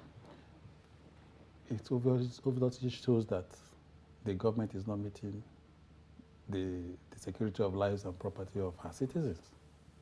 For a criminal group, protecting citizens against another criminal group. So it goes to show that it's the Ansaro terrorist group that is providing security for these communities in Kaduna against these terrorists and bandits that usually come to kill them. From Zamfara. From Zamfara and all that. So it goes to show that it's a failure of, I'm sorry to say, it's a failure of the government, because their primary responsibility is to provide security for lives and property of our citizens. It's a constitutional thing. So in the event that you are not meeting up in the provision of this basic responsibility that you are supposed to offer to our citizens or your citizens, it means you have failed. Some the citizens are now relying on bandits or criminals for their own security. Some have blamed that on the fact that we do not have enough boots on the ground. A lot of, other experts have said we need to mop up, all our security agents in the country and increase the number of our security agencies. What does it take to increase the number or the size of our defense forces? What does it take, and how much more do we need to be able to at least have control, of our territory efficiently? It doesn't take anything to increase the number. We have able-bodied youths that are willing to get into the job. They are not given the opportunity. I've done a research sometime where the UN recommended number of citizens that a police officer should be or guard is about 350 to 400. a police officer to 350 to 400 citizens. That's the UN recommended ratio. But what we have in this country, the last time I did my walk-ins, it's like 1,000 citizens to a police officer. So we have, overshoot the almost the the required number. Even with the 350, 400 that the UN recommended, in the situation that we find ourselves in this country, it's not suffice. It's not workable. Coming to look at the current number that we have. I think that figure they are giving is in an ideal situation when there is no war, when there is no conflict. Exactly. So there is need for us to now see how to improve on that. I have said it that security anywhere in the world is not cheap. There is need for us to recruit more. We have them. How can you have? We have about 371,000 police officers in this country. If you put the military all together, the Army, Navy, and the Air Force, it is not up to 500,000. So by the time you put all the security agencies that we have together, how many do you have? So how much more do we need to recruit now to be able to at least have that United Nations requirement? How much more? A country that is about 200 million over, and we have less than 400,000 police officers, we should be talking about 1 million or more. 1 million or more to police over 200 million Nigerians. And the police are saddled with the internal security issues, So when you have 300 and something thousand policing 200 and over 200 million Nigerians, how can you get result? You cannot get result. Okay. Each time we have continued to lament this situation. Each time we talk about it, we lament it. And then I've seen security experts always talk about it. Yes. Okay, this is the way to go and this is the way to go. Why are we not going somewhere? Why are we still in the point of lamentation? It's unfortunate that we're always being the point of lamentation. When are we going to move from that point? Because we are staying in that point of lamentation for too long. Exactly, I agree with you. All what we are saying behoves on the government to see how to take us from the situation of lamentation to the point of seeing results. Why do you think it's not moving to do that? I think a lot of things are involved here. Number one, the will. You see, the will is very key in what we're saying here. And a lot of these people that are in one office or the other saddled with the responsibility of seeing that Nigeria is in a safe situation or condition. What bothers them most is their interest. They try to see how to make money from it. You cannot erase that at all. Corruption is key in what we're saying. So their interest is to see how to make money. By the time you see that you take care of all this that we are talking about, the means of how to make this money will not be there anymore. So the more money, the more the crisis, the more money. And unfortunately, budgets that have to do with security are not explainable. So they capture that point and see how to. It's unfortunate that since we started fighting these insecurity issues, I think very seriously since 2007 to date, it has made a lot of police officers, a lot of military officers billionaires. These monies are monies meant for fighting or curbing insecurity situations in this country. It's unfortunate, but these are the facts. Especially when you look at the deplorable conditions of how, sometimes our security agencies on the field are actually faring in terms of their welfare. Exactly. I saw a video on social media some days ago of a soldier who obviously is in the bush somewhere, on the front line. Not exactly sure whether it is northwest or the northeast, but he was out to fetch water, and I'm sure water for probably some of the needs that they need to use for. 3 jerrycans, carrying 2 on both hands. I think about the 50 liters, jerrycans. One here, and then he's carrying the third one with his teeth. What? Yes. 50 liters? Yes. You know, so when I saw that, I just kind of imagine how can someone be on the front line, having to focus on the enemy, and then at the same time having to be dealing with how to survive, with things like just water, ordinary water, things and as other basic as water. basic things that but they need there. The officer there is in the war front. You don't expect him to get water supply. So there's no water supply in the war front? How possible can you do that? Is it a tanker that will go to the war front to supply you water? So what's the essence of all the planes that we have and all the choppers? I mean, these criminals, they get these supplies, isn't it? They get these supplies using aircrafts and even choppers. We heard so. And they don't have the resources of the state. So how is it that, our own troops cannot have those things available to them? Like, what does it take to actually supply? To supply water? Yes, for them. You see, it's unfortunate that, but the fact, when they are in such situations in the war front, their comfort is kept by the corner. I watched the video too where they were lamenting the rain falling and they beating them in their tents and all that. They are in the war front. These are sacrifices they have to pay. But in compensation, their remuneration should not be taken for... But there are instances where even that one is not being paid to them. That's a problem too.